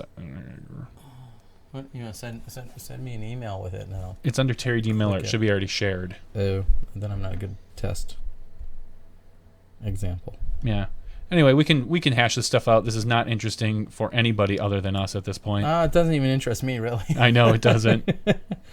I'm just going to say that. I'm going to read any final comments. What's the internet's? Here we go.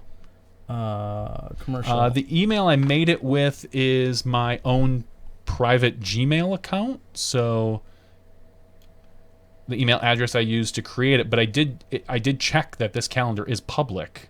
So I think you could do an edited package deal for purchased per event, perhaps. That's one way to look at it. You guys should give out prizes. Okay, I think somebody should give us prizes to give out, because that would be an idea. If I pay, I need a bi-weekly check-in. Okay, I will say I am able to chat via the YouTube app I just discovered. Good to hear, Sean. Thanks for joining us. Glad to see a fresh new face in our feed there. And Christian also replying, thank you guys. Also, I need to be filmed at the USDGC. Okay. Included in the subscription, the edited package. Last week I didn't notice this feature. Perhaps a YouTube update. Maybe. 3 good shots. Terry, my favorite adult beverage. I'm sure I'll get criticized by some, but if I'm just going to be simple and get an adult beverage, I'm a fan of Bud Light. It's my boy, Harry Carey. Holy cow! I'm a big Bud Light fan. yeah, Country Disc Golf says that if you Google shows the result as Smashbox event calendar. That's exactly what it is. So, not exactly sure. Does it say we have a show at 9 o'clock on Tuesdays? Because that would be great if it did. I can't ever spell the word calendar properly. It's a tough one. I hear you. White Russian. I enjoy White Russian drinks. I think that was a choice of my mother's. So I'm a fan of those. I can donate pork shoulders. Thanks, Hog. Sean says I'm always here, but watch on the PS4. Yeah, PP beer. Like I said, no matter what beer I replied with, I understand everybody has their favorites. But no matter what beer I told you, I'm sure somebody was like, "Oh, that's no good," whatever it is. But yeah, I don't drink a lot, and I'm pretty simple and low key, and I'm a fan of Bud Light. I think we need to see the hog at the USDGC now. The fans need this footage. Yeah, Hartman says, you are from that side of the country. Yeah, I mean, yeah, that side of the country. Yeah, so I just added it, and then I can edit the notifications. I can add a notification to be emailed or whatever when it's live. So wow, what's the just right then? Is it a heads up or is it right like? It says here I've got a couple. I can add a notification. I can do a pop-up 10 minutes before each event. Boom. What other options? It could probably do an email. Yeah, but we need their emails. Well, no. This is like a public calendar, so people would add this to their Google Calendar. Oh. They would click on it, and it would pop up for them, or it'd send them an email. So. Yes, it does. JV, your favorite adult beverage? That would be a rum and coke for Johnny V. It's the easiest, actually. I mean, I don't know if it's my favorite, but it's probably it's the easiest one for me, and that's what I'm almost always drinking. Yeah. So. Yeah, and I'm not opposed to that or a dozen Long Islands. Like I really like Long Islands. I like whiskey old fashions quite a bit. There's no way I'm ever gonna make one. Yeah. So rum and coke is 2 ingredients, one of which I walk across the street to get a Coke. The other one I've got rum in my cabinet. So I do agree with what you said earlier. That's all I need to read. No, I completely missed the Masters between Worlds and Ledgestone. They definitely killed the provenance of it. What is your favorite state and why? Prominence, maybe. What is your favorite state and why is it Oregon? The whole West Coast. You guys are a bunch of hippies. Yeah. Wow, favorite state? That's a good question. It was Wisconsin and obvious. Kind of. I mean, what if they said outside of Wisconsin? Maybe Minnesota, but which is funny because you've been there like twice. In the last. Yeah. When's the last time you went to go do something productive in Minnesota? Earlier this summer when we went there as a family. Okay. Before that, disc golf. Okay, that's my point. Yeah. I'm just saying. I'm not saying it's not a great state. No, I'm just saying, but you don't go there often. When is the last time you've left the state for anything other than disc golf? Just a few days ago. I don't know. I'd have to think about it. California, probably, or maybe the Gulf Coast. Yeah, that's those two. I mean, California to visit family, but you have been out there for golf stuff. Yeah, mostly. Yeah. But favorite state outside of Wisconsin? Man, that's a great question. I don't want to be too far south anywhere. I seem to enjoy Michigan and Minnesota. Yeah, I mean everything. Like Johnny said, though, everything I've ever done has been a lot of the golf related. Yeah, a lot of disc golf guy blogs are sponsored by Legacy. Is that an by per event issue or is that an ongoing contract? Oh, what a great question! Did somebody ask that? Yes. It's currently by per event. Legacy was super amazing in 2014 and had said that they were interested in being attached to all of my video blogging. As much as I was getting around and whatnot, and they were going to try and help with that. And then once we started the live broadcasting, and then once I was actually being, I'll say, contracted to go to certain events, it then became a conflict because if an event was, we'll just throw out a name and say an event was put on exclusively by Discraft, and someone from the tournament was saying, "Hey, we'd like to pay you to come cover our event," it wasn't practical for me to go to the event and say, "Oh, this video blog's brought to you by Legacy," when really that event may have contracted with me exclusively. So then that situation arose more and more often, and then Legacy and I both kind of mutually agreed that it was going to be tough. It was going to be tough to kind of keep things going in that sense. I just opened up Facebook, and it looks like Highbridge is for sale. 1.89 million, operational disc golf course and sports complex, beautiful land and a great layout for a mega sports complex. Concerts, bike races, cross-country ski races are all in the future, landscaped nicely. Oh, wow, they were in the future 15 years ago. So 1.89 million, you can own Highbridge. Wow. There you go, people. There's some late-breaking news. That's funny. I'll get back to that in a second. I want to get caught up here. Autocorrect, Iron States. Which state is the best broad of disc golfers? Man, I mean, I have to give it to any of our Midwestern states, like Minnesota, Michigan, and Wisconsin. That area, all of us. Whiskey and Coke doesn't do that anymore. North Coast, I noticed many of the blogs. Yes. So now it's more of a, to wrap up that final thought, now it's a lot more of an individual event. Like, for instance, Mike Barnett will bring me down for Sun King. He wants me to be covering and helping promote his stuff and whatnot when I come down for the Throwdown the Mountain tournament, and so on and so forth. And I've worked with Matt Seary, who's been phenomenal, who has obviously a Heiserbomb tie and a little bit to a Millennium and Innova tie. So on that given weekend, he may be supporting my blogs. So any given weekend, I'm kind of like a contract for hire kind of guy. Like, I can go and help out. I want to promote you, your event, your product. I want to do that to my audience as best as I can. And it really just wasn't practical to have one exclusive vendor, because that vendor may consistently conflict with all these other potential opportunities. So it just that's the way kind of things unfolded, I guess is the way to say it.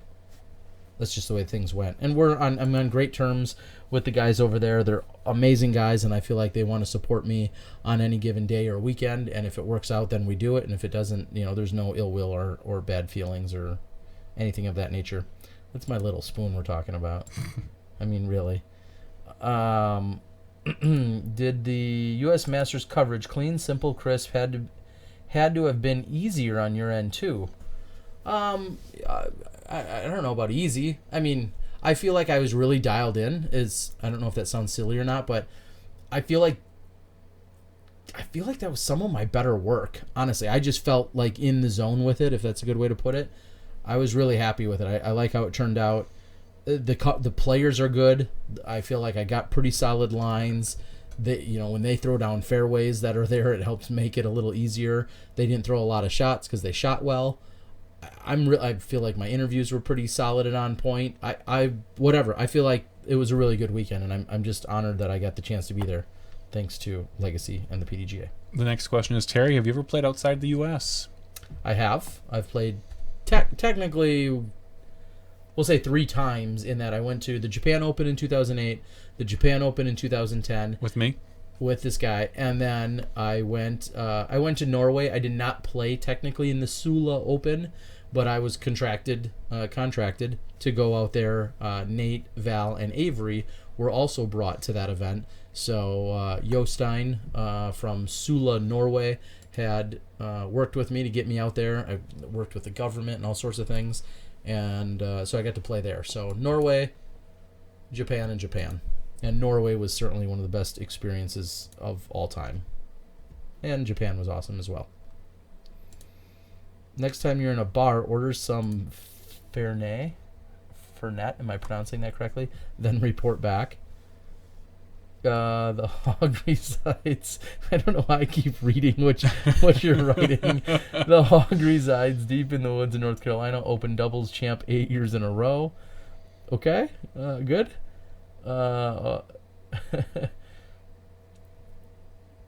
Montana, California are beautiful states. I've never really done anything in Montana. California has been nice. I just hate the traffic that I've had to deal with anytime I've been out there.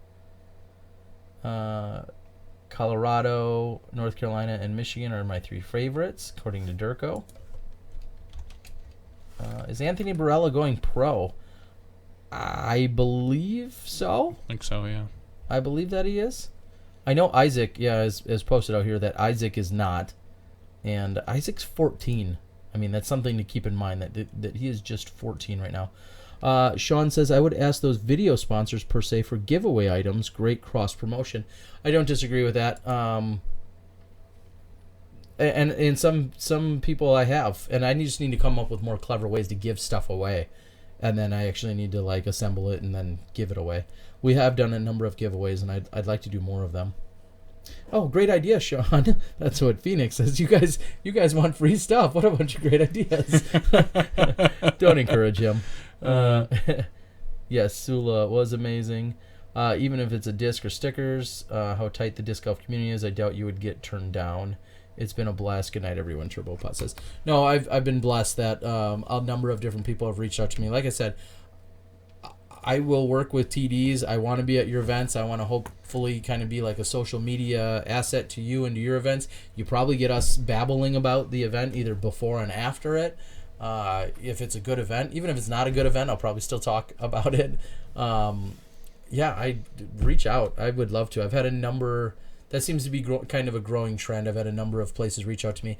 If you can afford live broadcasting, obviously that's what we're here for. And if you can't, and you want to work with me in terms of recording stuff, that's another option. So I would love to do so. I'm getting more and more requests of those, and I thoroughly enjoy doing it. All right, I'm wrapping the show. No. I am. Where are y'all still going, huh? Yeah, nerd. DGN? Disc golf nerd. Don't you have a podcast to not do? No, I don't. Does he? No. DG Weekly? Yeah. There's just too many disc golf names. There are. No, just kidding. All right, Johnny. What is it? Yeah, DG Nerd shows up. It's time to shut this place down. I'm done with you guys. No, we're done. Until next week, where you can find us at youtube.com/smashbox smash TV smash XYZ. No. You can find us. We're in the same place every stinking week. youtube.com/smashboxtv/live. What time? 9 p.m. Central. What day? Tuesday. All right, I'm putting it in my calendar. All right. Are you going to be here? What's next week? I think so. I don't know. Yeah, we should be here post Northwoods Open, post Labor Day. Post Labor Day, yep. So we'll be here kids are in school, all the other good stuff. So, Okay.